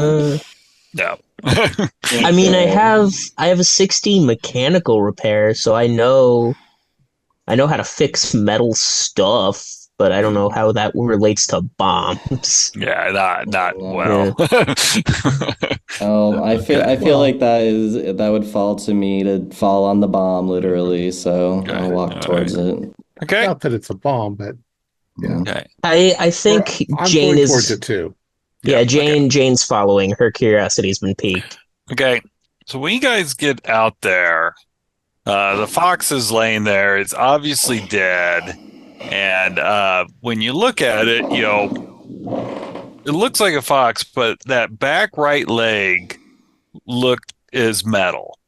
I mean, you can see like the fur and everything in the metal, like someone's etched all the fur in. It's like almost it's it's like a photo representation of that accuracy of a leg, except it's metal, not fur. Is there any maker mark? You gonna check it out? Yeah, I'll pick it right up. Yeah. What do you make of this? Yeah. No stamp on it or anything like that. It's beyond anything I've ever seen. If the Russians are developing some sort of bionics, Can I make an occult roll to see if any of my extensive extraterrestrial research, if anything like this has come up? Yes. Is it steel? That We'll wait That- for the roll. yeah, sorry. That is a You're hard fine. success on my part. 12 under 40. Okay. We'll say, yeah, you have heard. There's an old old story. The native Alaskans would pass along about angels that came down and blessed some warriors and made them impenetrable to damage and all. Hmm. Oh no. Oh no no no no no. This is not good. This is not good. We need to leave. We need to leave. We need to turn back right now. We're not turning back. And it is not steel. You're not sure what type of metal it is. It's not tin, so it's not, easily bent or anything. But yeah, you're not sure what type of metal alloy it'd be. let's bring this carcass back. No no no no no no no. I've got biology. Jane, we're not buying it. We need to find out what the Russians are up to here. This isn't Russian. You don't know This- that. You're quite superstitious. This could I- just be a tribal art piece. No, this is something far more sophisticated. Let me dissect that thing, and we'll see what we Not got in going here. not in camp. Not in camp. Well, I'm not going to do it out here in the fucking forest. We're going to bring it back to. We're going to bring it back to camp. I've got my medical instruments, and we'll take a look at it. Mm, It's gonna be okay. It'll be okay. no, no, it won't. No, it won't. You take apart the flesh, and I'll take apart the metal part. Okay. Well, let's Get to the keep bottom the of metal this. part intact and bring it back with us so that we can show your military guys. Oh, we This can take technology. pictures. Okay. I'll just start Is there a taking camera? pictures of it. Well, somebody must have a field camera. We're on a, Probably the Yeah, lieutenant. to Oh, yeah, record this stuff. Oh, yeah. He's putting on his parka and stuff. Yeah. Get ready. Put on your Okay. panties, Lieutenant. Hurry up. Oh yeah. Oh, careful there, Sergeant. Okay, Doctor, give me your science, biology, or Yeah. whichever one I get appropriate one it'd be. I got a 13 out of 51, so that is a hard. I will spend 3 points to get an extreme. You don't need to. Yeah, hard's good enough. So you kind of get in there and cut. And once you start getting inside of it, I want you to give me a sanity roll because it is like Yeah, does there's not make where sense. the mechanical part ends and the biological part. Mhm. 73 out of 45. I have no idea what this. Yeah. This Yeah. is not possible. Yeah, what kind of triggers you to lose that 1d3 is that the tendons, you can actually see the tendon come in, and as it's up near the hip, it's tendon. As it gets past that like ball socket, it turns into the metal, and it's almost like a straight line where it turns into metal, but you can't find any way that it was melded on there. It's like the tendon started turned to metal. Is it articulated so that it can function just like a leg? Nope. Oh, so it's more statue-like. Mm-hmm. So it was something that seemed to have, okay, it's not a robot. It's not a robot, but it is, I can't tell where the biological ends and where it's almost like it was turned into metal by something. Is it snowing right now? No. Where did this thing come from? I don't know, but it something turned its leg. They can do that. Into metal. This was coming from the easterly direction. The fox walked to us. Yeah, a little northeasterly. Yeah.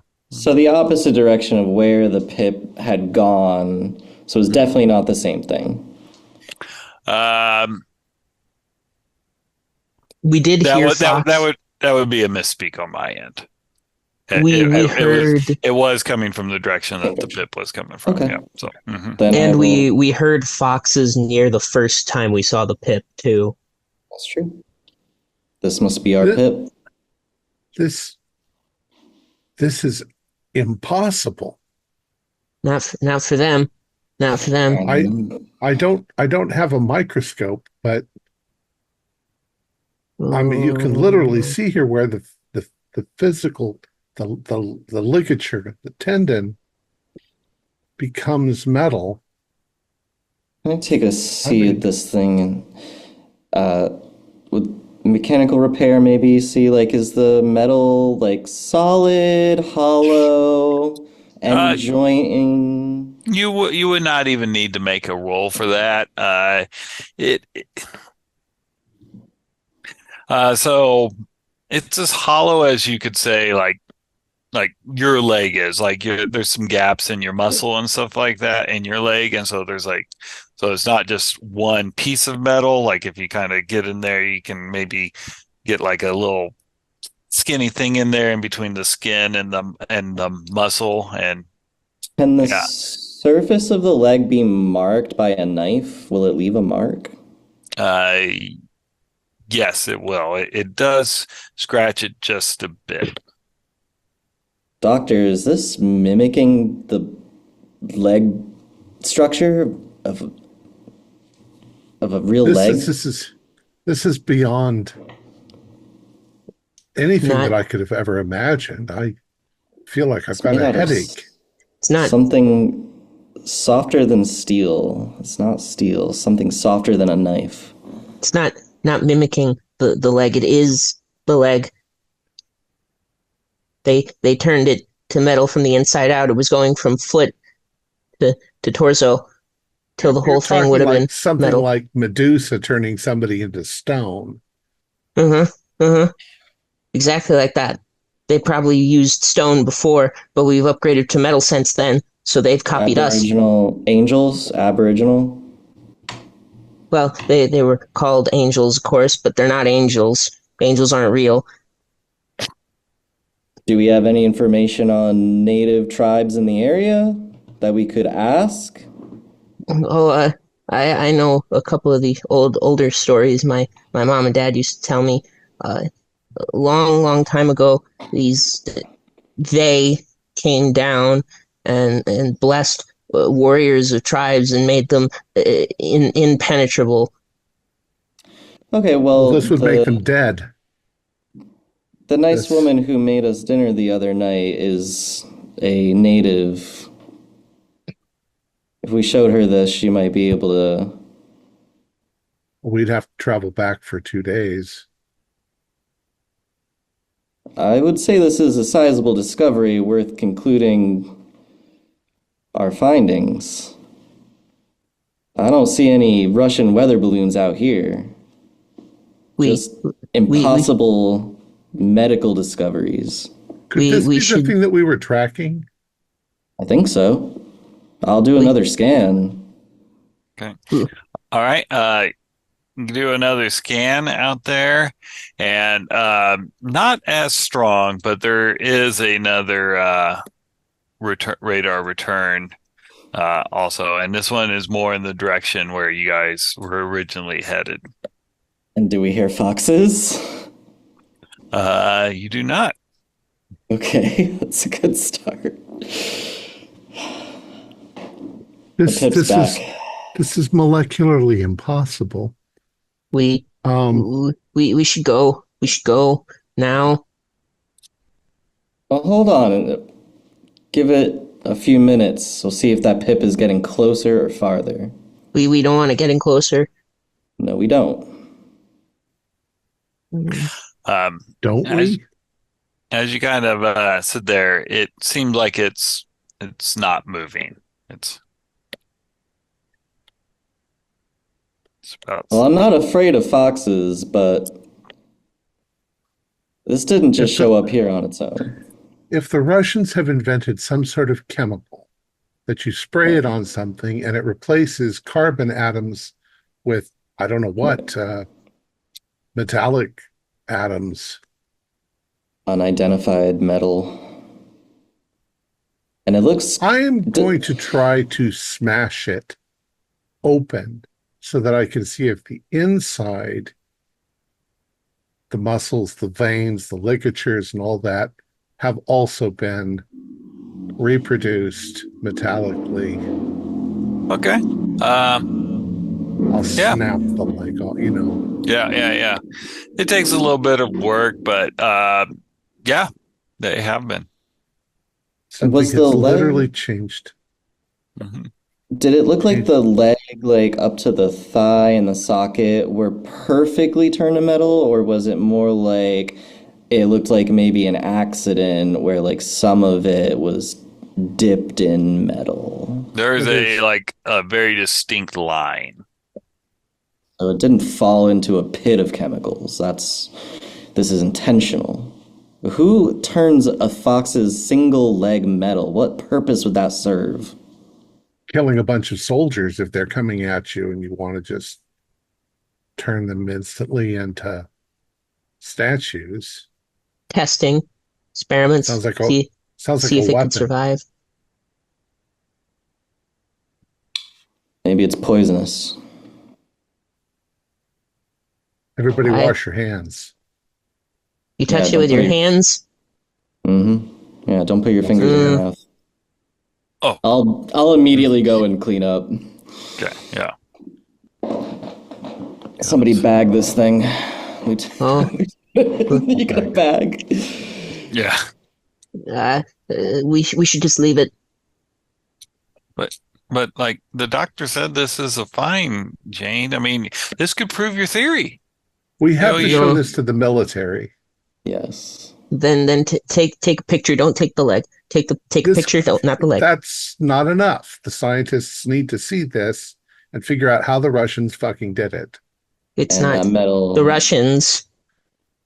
We need Jane, a you seem sample to know of the everything. material. Why are we even out here? Well, every time I've told you, you don't believe. Don't panic. I Jane. need solid, concrete evidence, and this is it right here. Need to Exactly. identify the metal for sure. We can't leave it. No. There. Well, we've only got 2 days before we're supposed to go back. Yeah, There. well, we're about a day out from where we were headed to. They're gonna come. They're gonna come back for their experiment. They're gonna come back for their test. We ruined their test. We killed their subject. Oh, Well, there's no tracker on this thing. I would have noticed it by now. We can bring it back on our way back. We can analyze it further for the rest of the time being.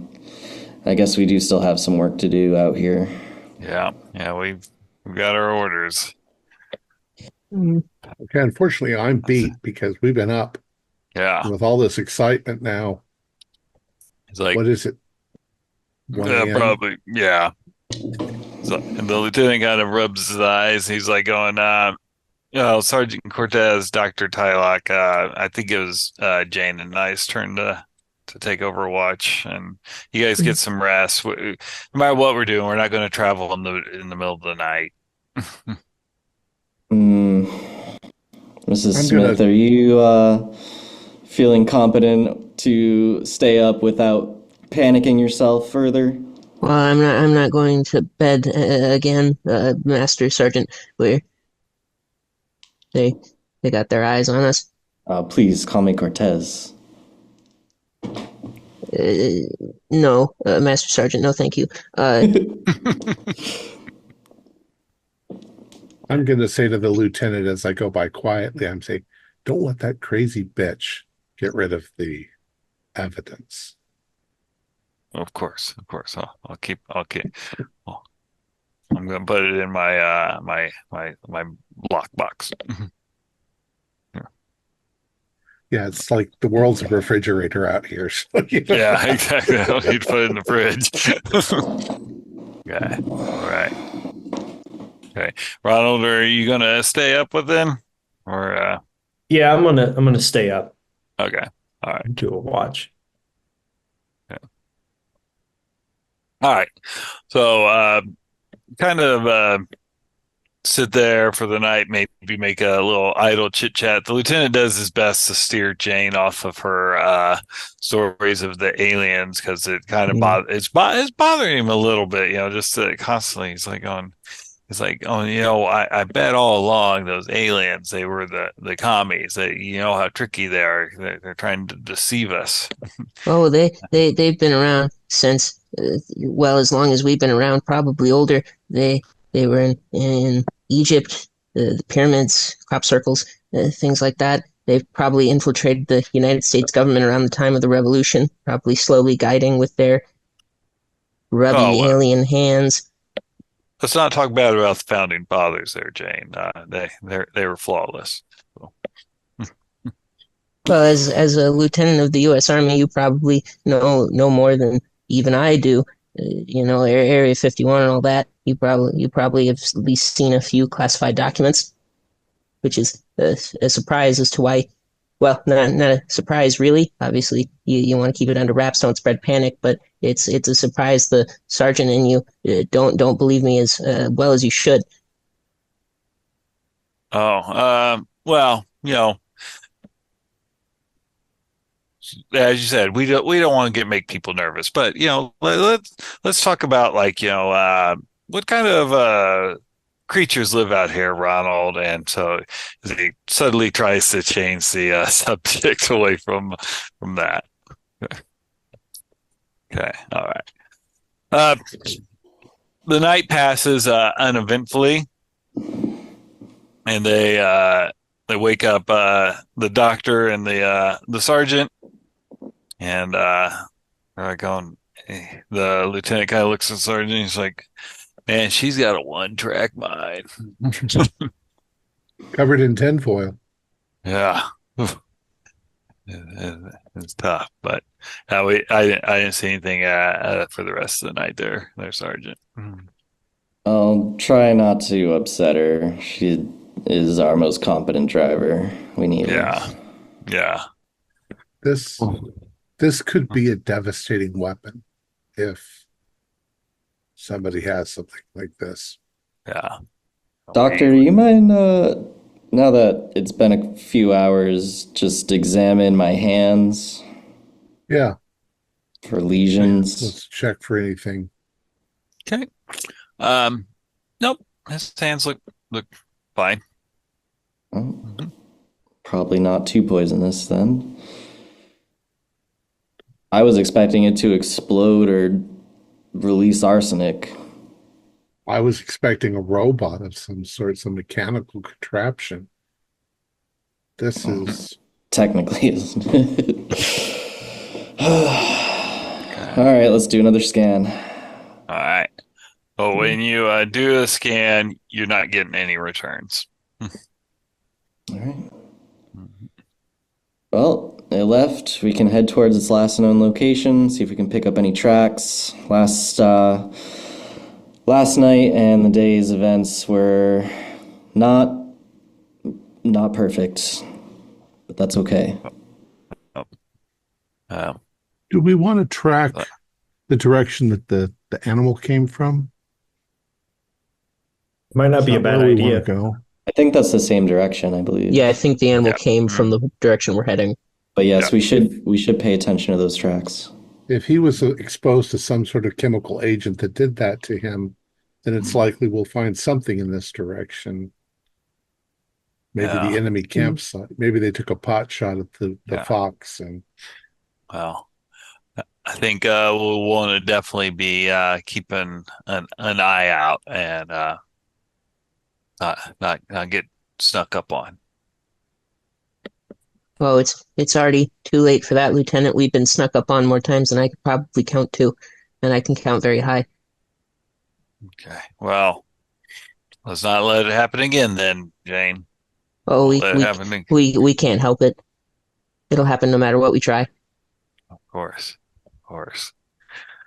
Well, let's get this mission done then so we can get out of here. How about that, Jane? I think we should go now. Oh, well, unfortunately, when you got orders, you got orders. So, what keeps us free. Okay. Oh, you get the sleds loaded up, and you're going to follow in the direction kind of where you estimate that the fox came from, which happens to be the direction that you're wanting to go. And that sounds like a good spot for our bio break. Yeah. Sounds good to me. All right. Okay, so as you are traveling along up that way, you're coming along, and as you get further and further north in Alaska, you start getting up into it gets a little bit hillier and mountainous. So you're starting to see a little bit more of that. So you can't quite see as far to the north now as before when it was perfectly flat and all. You can see up ahead. You see this rock wall, and it looks like there's some paintings on it, like old ancient painting. You guys know what petroglyphs are, where they kind of carved rock. So it looks like these are kind of like a petroglyph that someone has then went back and put a little bit of color into it as they painted on it and everything. So are these kind of things we've seen before? Yeah, you've seen Petro. Yeah, exactly. Yeah, there's quite a lot of it in Alaska and all. But these particular ones, they're mostly kind of like a stick figure. But the first one that you see, it kind of looks like this. So you can see the stick figure here. Then you got this red kind of blotchy here, and then these round things up in the corner. Looks like Sputnik. Like something falling out of the sky, maybe a meteorite? It's kind of what it looks like. Then next to it, reason it grabbed your attention, the next one, it's kind of almost like the opposite of it. We've got fire and then water, and now the meteorites are leaving. Weird. Yeah. Fire probably means something. Probably them. Inuit deities of some sort. I can't believe I'm saying this, but Mrs. Smith, what do you think? Well, clearly this is more than likely an ancient record of their first appearance. More than likely when a great tragedy befell, maybe a fire broke out, wildfire. They came down from their places of hiding in their ships, came down, doused the flames, healed the wounded, and more than likely left to continue their observations. Fire makes sense if they exploded, but why water? Well, water is giver of life. It symbolizes change, prosperity, the growth and continuation of new life. That is probably what it means, not water in a physical sense, because we're in Alaska, we have plenty of water, but it is a symbol that they brought positive change to the natives living here at the time. Mm-hmm. Very interesting. Thank you. Well, I'm going to get a picture of it. Add it to the scrapbook. Yeah, add it to the memory pile. So, Well, was this where our BIP was? no, your BIP was you imagine it's a couple more miles past this. Okay. Well, let's keep going. Mm-hmm. So you keep traveling along, and as you kind of come over another hill, you stop, and you see this hill just a little bit away. Well, what grabs your attention is whereas you've been going over this frozen land pretty consistently, this hill there, the flowers on it are blooming, they're green. It looks like, it is not frozen at all. And Hell, Were we able to find those fox tracks? Are they still leading to here? give me a track roll with a bonus die, because you guys know what you're looking for. Before you were looking for people footprints. I'll ask the tracker. I can give track a try. I got 45. Okay. Yeah. Yep. 40. Yep. They were still coming from this direction. Towards that blossoming hill. Mm-hmm. Yes. Yeah. The fox's den. We so we shouldn't go up there. We should stay away from that.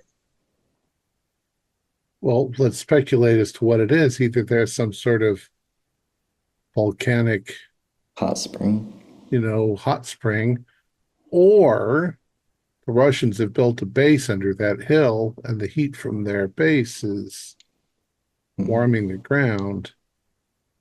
Am I getting radar? Yeah. signature there? Yes, you are. Yeah. Something heavy. Yeah. The lieutenant kind of pulls his rifle off of his shoulder. He's like, "Oh well, Take photographs. yeah, definitely." Do we have any way of Record knowing our, our precise location? Latitude, longitude. Yeah, I mean, you're gonna have to do a celestial navigation to build that. There's obviously no GPS or anything like that. So if anyone wants to make a navigate roll to get their to get it, because celestial navigation is very accurate. I'll give it a try. It's probably more accurate than compasses up here because I magnetic can north also. is. I could do navigate or astronomy. I think. Okay, either one would work. We've probably been keeping track of where we're going. Mm-hmm. I'll do astronomy. I got one more point in that. All right. Of course, at this point, I don't know if our records will be accurate or if It's a good one. Yeah. Yep, that's a 25. That's a hard success. Yep. So you kind of map it out. You got it. You know that you're probably about 60 miles east of the Anaktuvok Pass, which is one of the passes through the mountains. The mountains get a lot more rougher as you head out to the west and all, because that's where the continental plate kind of pushed it up and everything. But yeah, you've got a good lat long of where you're at. okay. And while you were kind of shooting your cell nav there, you guys hear a moose kind of cry, make a sound almost like it's in pain. and then it comes up over that hill, and it's charging at you, but it's got wires kind of flapping out of it that are like they're screwed into its head and stuff, and it's charging full speed right at you. Oh, shit. I'm gonna take a shot at it with my rifle. Okay, fire away. I will probably all be ready to do that too. Yeah, I'm gonna wait and see what Jane does. I'm Oh, gonna hold boy. fire, yeah. That's a 10. That's an extreme. Oh, okay. Oh, nice. So what does your rifle do? It does 2d6 damage.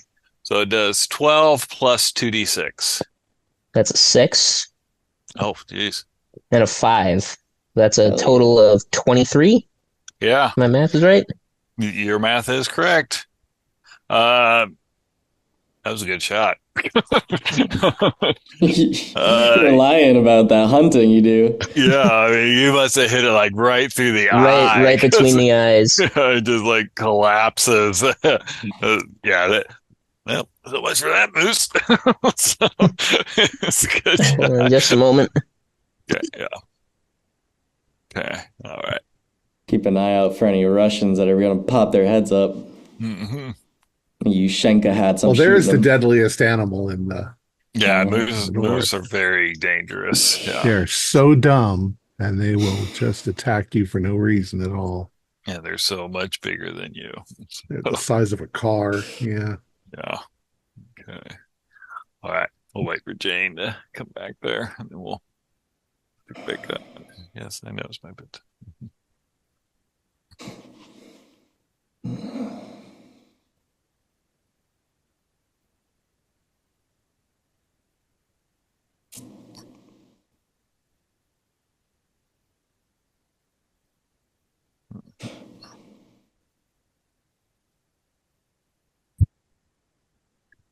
All right, I'm back. All right. Okay. So yeah, you drop it. I mean, that was a perfect shot. I mean, extreme with 1 point short of max damage. Yeah. Okay.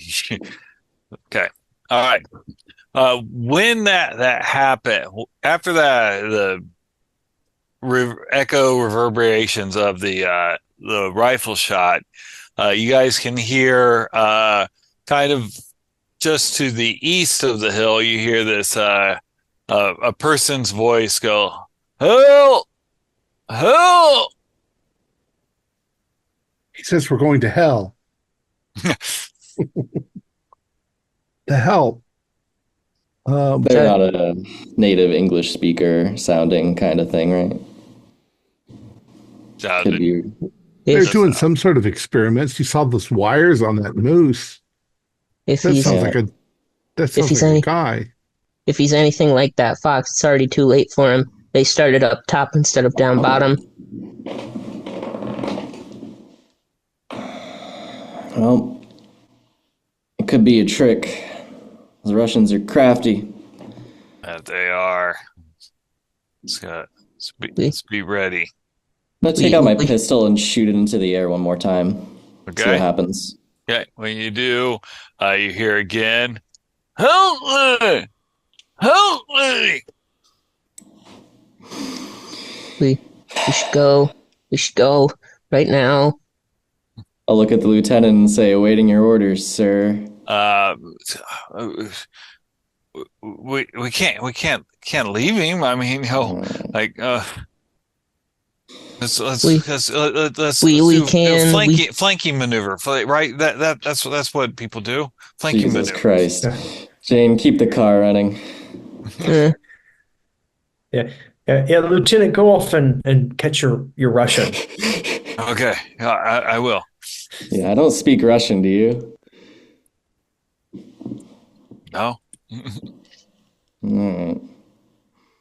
All right. I'll start. That wasn't Russian. That was English. Start slowly walking there with the rifle Okay.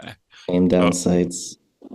So as you approach, kind of in the plants that are kind of growing here, you start seeing off the sunlight flashing off the metal. You know how you kind of move around, you get the perfect reflection angle, and so you're seeing flashes off of the metal.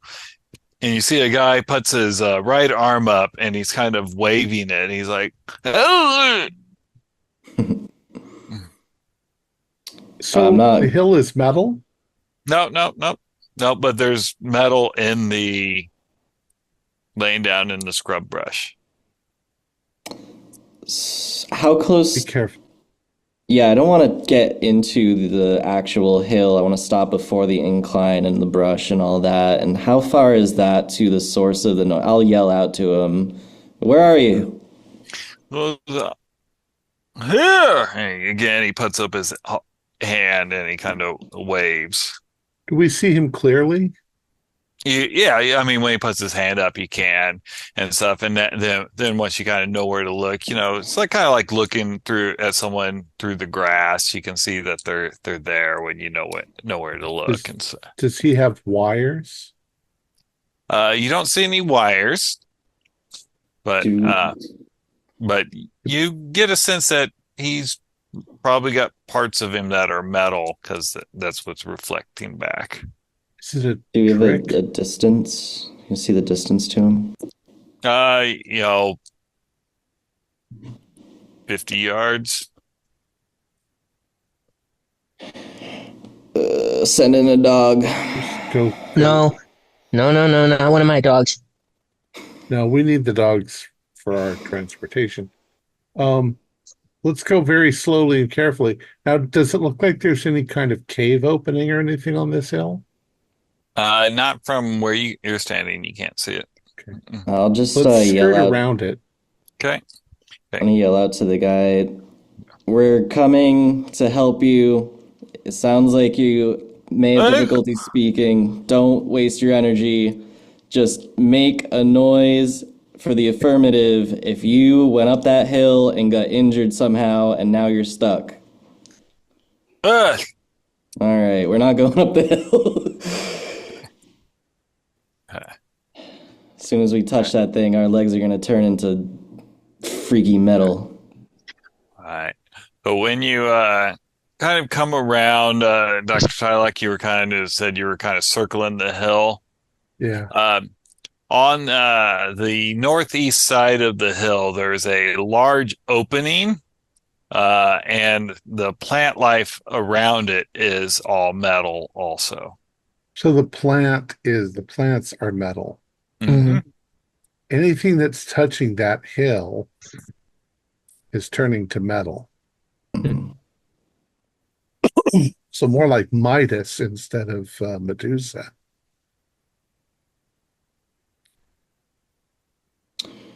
I don't think Midas is from Alaska, though. I don't think the Russians did this.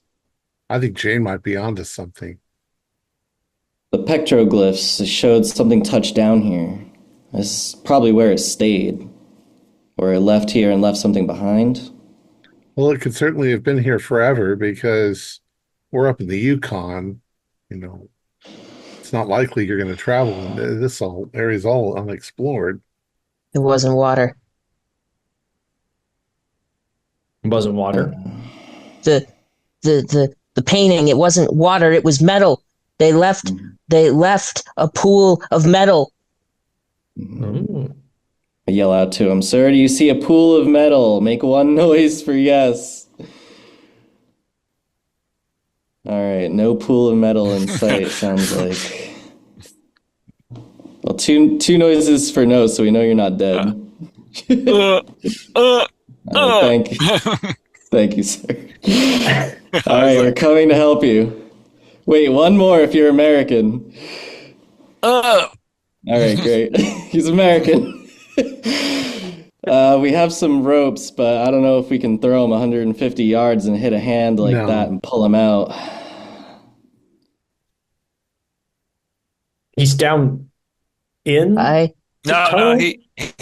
he's not in the tunnel. He's off to the side and stuff. So, he's probably on the eastern side of the hill. The tunnel's on the northeastern side. So, he's near it, but he's not in it. Mm-hmm. It's all right. I'll go. I'll see how he is. As Jane is saying this and moving a little forward, she's actively wrapping tinfoil around her hands, around her I'm going mittens. to grab her by the shirt collar and say, "You're not a doctor, Jim." Wrap it around your feet. Oh, that's a good idea. Thank you, Doctor. I nearly forgot. Oh, if anyone's going, it's the medical doctor, not. Oh, I'm not Dog setting musher. a foot up there on the hill. No kidding. Something there is infecting him with metal. I mean, it might still be some sort of natural phenomena, but I don't At know. best, we could get a dog to bring him the rope, but I don't think it would live. I'm not sending my dogs in there. No. I know how you feel. I look to the lieutenant and say, before we proceed, we have a injured civilian, assumedly. He's like going. Let's try and throw the rope to him. Right. Let's get as close as we can. How far can you throw a rope? Maybe tie a weight to it. I think you can throw it further if it has a little weight at the end. It's your operation, so give me that rope. Okay. All right. I assume I probably have the most throw at a 30, unless anyone else is like an NBA player. I've got 40. Give it a go. I'll help you tie it. Tie a loop and add a weight to it. Okay. But if you do move up, Mr. Jacobs, I start wrapping tinfoil around his shoes and hands. Yeah. Okay. I hold up my feet. I'm buying it. I've bought the farm and everything. There's got to be a point of transition too, where the regular land begins to get the metal plants. So don't go closer than that. Okay. Yell out to the guy and let him know the plan. We're gonna throw you a rope. Try and grab it. We'll pull you. Hold up your non-metallicized hand so we have an anchor point. No, he sticks his hand up and all. Thank you. Right. I swing it and I toss it wide. And I kind of look back very embarrassed at everybody. Okay. Bad roll. Bad roll. Okay. Mm-hmm. Assuming the rope didn't disintegrate. It did not. It's okay, Mr. Jacobs. Just try again. Okay. Breathe, man. Breathe. I'll do it again. I will spend the 1 point of luck. Okay. To make it happen. Yeah. So it gets there.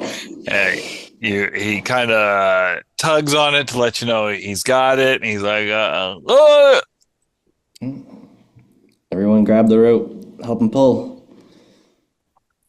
So you're pulling back, and it's heavier, than you thought, which, you kind of somewhat expected that. He's kind of metallic and everything, right? As odd as that is to say. So when he comes over, you see that like half of his face down to his like arm and his legs, they're all metal completely. So like one half of him has been metallicized. Yep. How are his internal organs functioning? That just If the fox is anything to go of, not very well. Yeah. Well, the fox didn't have any of its internal organs turned to metal, just its leg. No, all of it was turned metal when you snapped it open. The tendons, the ligaments. Its heart, its liver, its lungs were flesh. But this guy is half his head is metal. How's his brain functioning?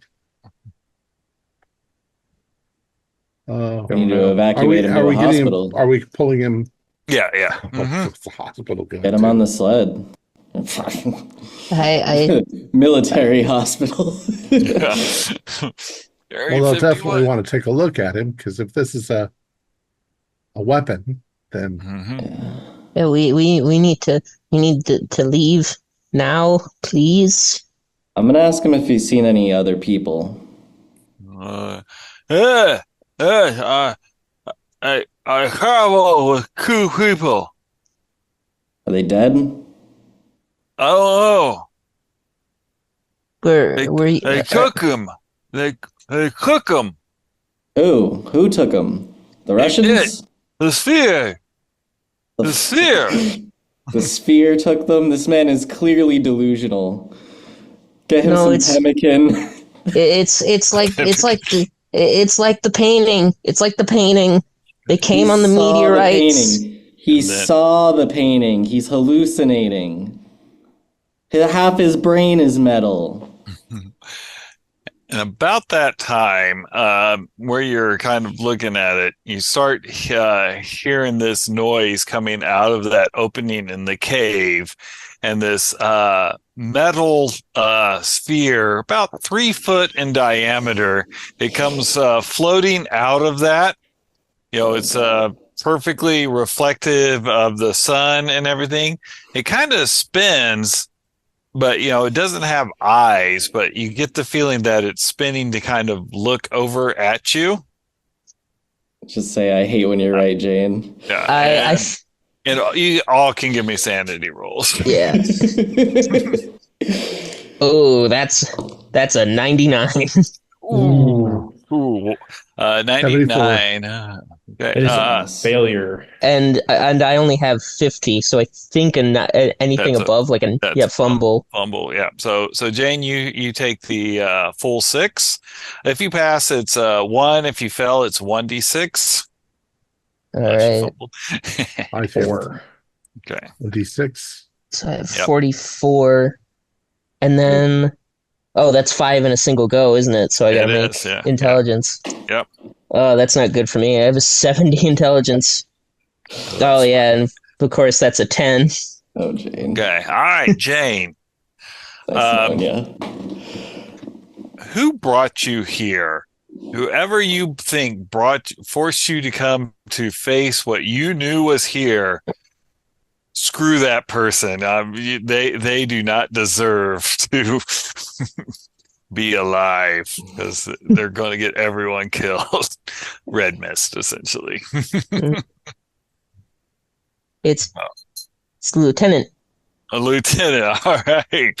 Okay. All right. He's a good person to play. How'd you do there, Dr. Tylock? I only lost 2 points. Only lost 2 points. Okay. Excellent. All right. But I am going to immediately start shooting at the sphere with my rifle. Okay. All right. So we're going to go to Dex order, and Jane, you are the fastest. Okay. Of course. I'm assuming that kind of Jane, the lieutenant, and the sergeant were kind of like the first 3 to come up with Jacobs. Sure. Jane is going to fully push the lieutenant closer to the sphere and kind of use that momentum to start running back to the sleds as quickly as she can. Excellent. Who Okay. are you pushing closer? The lieutenant. The lieutenant. Oh, Okay. What's your build? My It'll be build at the is bottom of your character sheet. 0. Okay. All right. So he is a little bit bigger than you. So you make your strength roll with a penalty dice. All right. So that is 75 with penalty. Okay. Yeah. So you gotta push him, but he stumbles a bit, but it's not kind of what you might have envisioned, where you're I was pushing right into it. Okay. All right. After that, I start running back to the sled as quick as I can. Excellent. All right, Dr. Tylock, you're up. I'm shooting. Okay, at give me the a roll. sphere. I am not great at shooting, though. Oh, I got 32 out of 25. I'll at least spend a luck Okay. to hit. Okay. Which would be how much? Let's see. Well, You got a 32 out of 25? you need to spend 7. 7 points. Okay. Okay. So we down to 50. All right. All of you give me a luck roll. Who's got the lowest luck? I got a Wait, not group luck. 29 It's not group remaining. luck. you just want me? No, everyone. Everyone give me a luck roll. I got a Everyone's 13. separate. Okay. 13. Okay. I got a Failed. 15. Nice. 37. 13 out of 50. Nice. Got one. Oh, 1. Nice. Yeah. Yeah. And Yeah, how'd you do, 37. Sergeant? So everyone passed? Okay. No, I Seems that failed. way. Oh, you failed. Okay. Oh. But when No the luck. when the doctor shoots, it hits it, and that bullet reflects back. And Knew roll it. roll your damage there, Doctor. It hits the sergeant. Yeah, Ow! I was almost got it right. I've been shot before. Wait, I'm rolling the damage? Yep. You shot. You Oh. pulled the trigger. Was it a ricochet or like a force field? It was a ricochet. Ricochet. Yeah. So yeah. Let's see how much. But I don't know what kind of rifle it is. We'll just assume it's this. Yeah. 1d8 plus 1d6 plus 3. Oh my God! Well, you got Lee Enfield. The fuck? I don't know. This is 61. This is a better. Yeah, I have the 30-aught carbine. Yeah, my carbine's 2d6. Yeah, it's Yeah. fine. Do This a is rifle 45. uh, Rifle .45. do a carbine. Do a 2d6. Yeah. Big old gun. Okay. He has an elephant gun he's shooting you with. The moose hunting gun. Well, that's worse score. That's 9. That's all my HP, dude. I'm dead.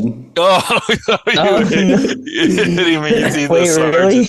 Yeah. I have 9, yeah. Yeah. Oh, Wow, no. that's brutal. So you see the and you give me a sandy roll for you realize that you killed a man there, Dr. Tyler.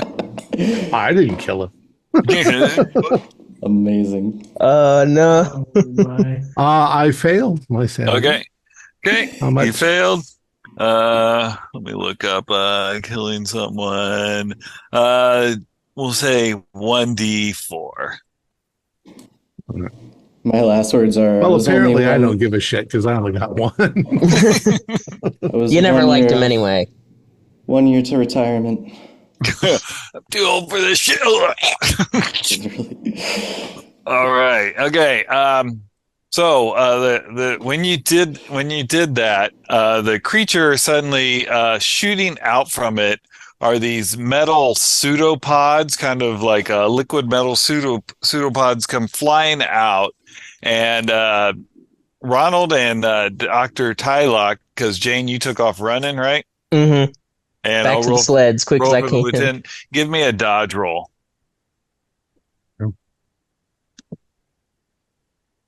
Oh, the lieutenant bombed that roll. Ooh. Where's my dodge? I got a 29 out of 30. So I just yeah, dodged out of the way. Okay. And then I'm And- running for the Yeah. sleds. And Ronald, how'd you do? Oh, what was I rolling again? Dodge. Dodge.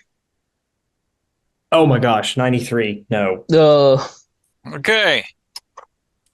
On the Ronald, you're gonna get random metal-fied. on the random hit table, he hits you in the left arm, and your left arm, it turns to metal completely. Give me a sanity roll for that. Oh my gosh. I even said earlier, bullets don't work. I Failure. said earlier, bullets don't work. Yeah. Oh, all right. I like to get mean at the end of rolling shots. So 1d10. Ooh. Oh my gosh, 6. Oh yeah. All right. And that puts me way over 20%. Way over Okay. 20%. All right. Okay. So we'll say in here that hey, Jane was right. The angels are here, and they are making you invincible, and you can do with that what you want. When you look over the lieutenant, because I rolled 99 on his dodge, he screamed, and the metal hit him in the mouth, and like you see his entire head turn to metal, and he just kind of falls over. Does it move, or is it stiff and straight? It's stiff, but you kind of get the impression that with a little bit of work you could get it to start working. I mean, I'm talking like days of work on Oh, okay. it. So yeah, you're kind of like the Tin Man in Wizard of Oz. You need some oil for it. All right. Let's see here. It is your go. My go. Yeah.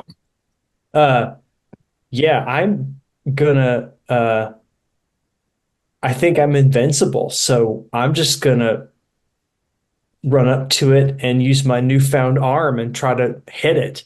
Okay. All right. Give me a fighting brawl. No. No. Okay. This new arm is not great. I'm not. Sweet. Okay. Mhm. All right. Jane, you're up. As I think as soon as I get back to the dog sleds, I'm gonna cut the other dogs off the other two sleds. I'm gonna hop on mine, and basically once I make sure all my stuff is on there ready to go, I'm gonna signal the other groups of three dogs to follow, and I'm just gonna go. I'm gonna go back the way we came, back to my cabin. I'm out of here. All right. Okay, Dr. Tylock, you are running and you're getting close to the dogs. You see Jane take off and the other dogs go also, leaving you behind. Well, how What do do the you other do? dogs go? I'll grab one of the other. She cut the harness. I cut the harnesses off the sleds so the dogs could follow. I'm not leaving my dogs. I'm not leaving my dogs. Then I'm gonna I'm gonna run after her and I'm gonna scream, Jane, you crazy bitch. All right, all right. But I'm running behind. Yeah, and like the dog sled's got a move of 10, so you're probably and if she mushes it, it's And gonna yeah, pick up I'm even double more. Yeah, oh timing. yeah, so it's like I'm also in the snow. Yeah. yeah. All right, But I'm okay. gonna keep going. I'm just gonna keep You're going gonna keep until going. Okay, all I'm right. exhausted and So we're gonna kind of get real close to end to wrap this up here. So Ronald, with you next to it, it starts sparking. You know how like the electricity will spark off of a Tesla coil and everything, and the electricity kind of sparks out and shoots at you. You want to fight or dodge? Oh, I'm invincible, man. That's I'm right, gonna you fight. are. I'm gonna You fight are. this thing. Okay, all right. So I'll spend 5 points of luck to pass that. oh, good. Okay, good. Because metal hitting something that's electrically charged is always a good outcome. Especially for the not metal rest of you. So, Yeah. and you kind of like pass out and all. Okay. All right. So, Jane, you ride the things back. Dr. Tylock, you can give me a survival Arctic to see if you I have no survive. survival. Yeah, it's gonna be a rough roll. Where is survival? Just Yep. base 10%. Yep. 81. So Yeah. eventually yeah. just collapse and freeze. Eventually collapse. And Ronald, you But wake. I make sure that when I die, I have my You're like, thing. fuck you. You're right. You piss in the snow. Screw you, Jane. Okay. And Ronald, you wake up. You're strapped into a machine. You got wires plugged into your brains, and you look over. You see a guy kind of dressed up like a prospector, all kind of plugged into the machine, plugged in the same way. You see the little metal orb kind of floating around. It looks like it's manipulating a control panel. You kind of feel a shaking, and next thing you know, you feel this G forces as it shoots up into the sky and all. Okay. At headquarters, they generate a report, top secret, for general's eyes only.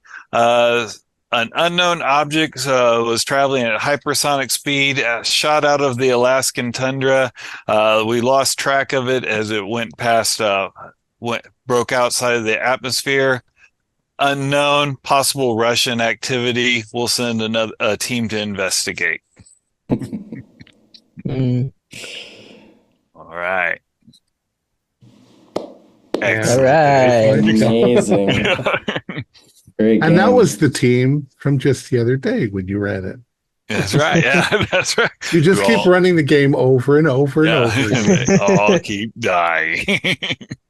Yeah. So excellent. All right. And apparently Crazy Jane's the one that keeps surviving.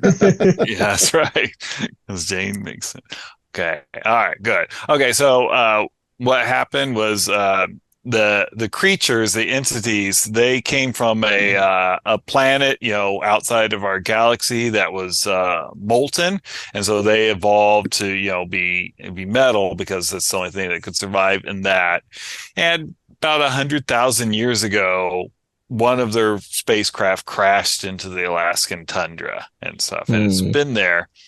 Well, they kept coming down to work on it, but they don't like the cold, so they could just come down for a little bit. And so that's why they would see and come up and down and everything. Well, now that we developed radar technology, we're picking up that the metal was coming down and coming up, and they were trying to figure out what was going on.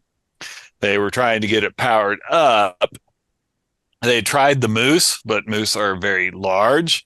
And so it broke out of there and stuff. And so they had found that people worked well because they were a little bit more compliant to plug it in to power the spaceship to get it away and stuff. And, so they were using people as batteries. Yeah, exactly. Kind of like in the Matrix and all and stuff. Yeah. So that is what was happening. And so, yeah.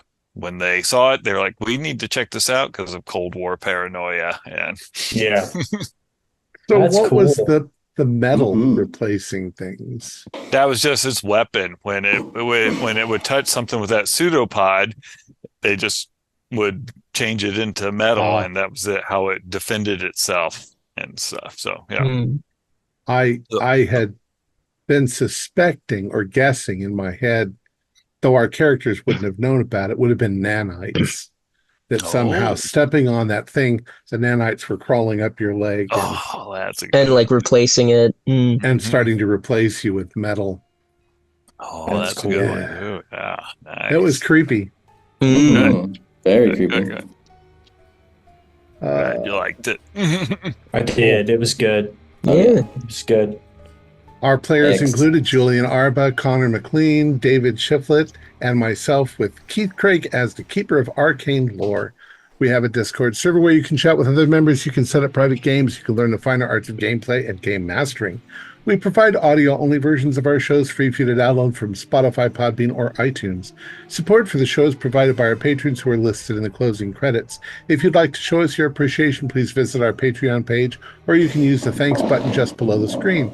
Like, share, and subscribe to our channel, and punch the bell icon for updates on our latest shows, and leave us some comments. We enjoy reading them and answering any questions you might have.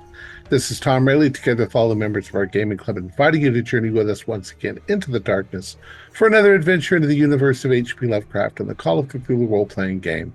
Until next time, good luck and good gaming.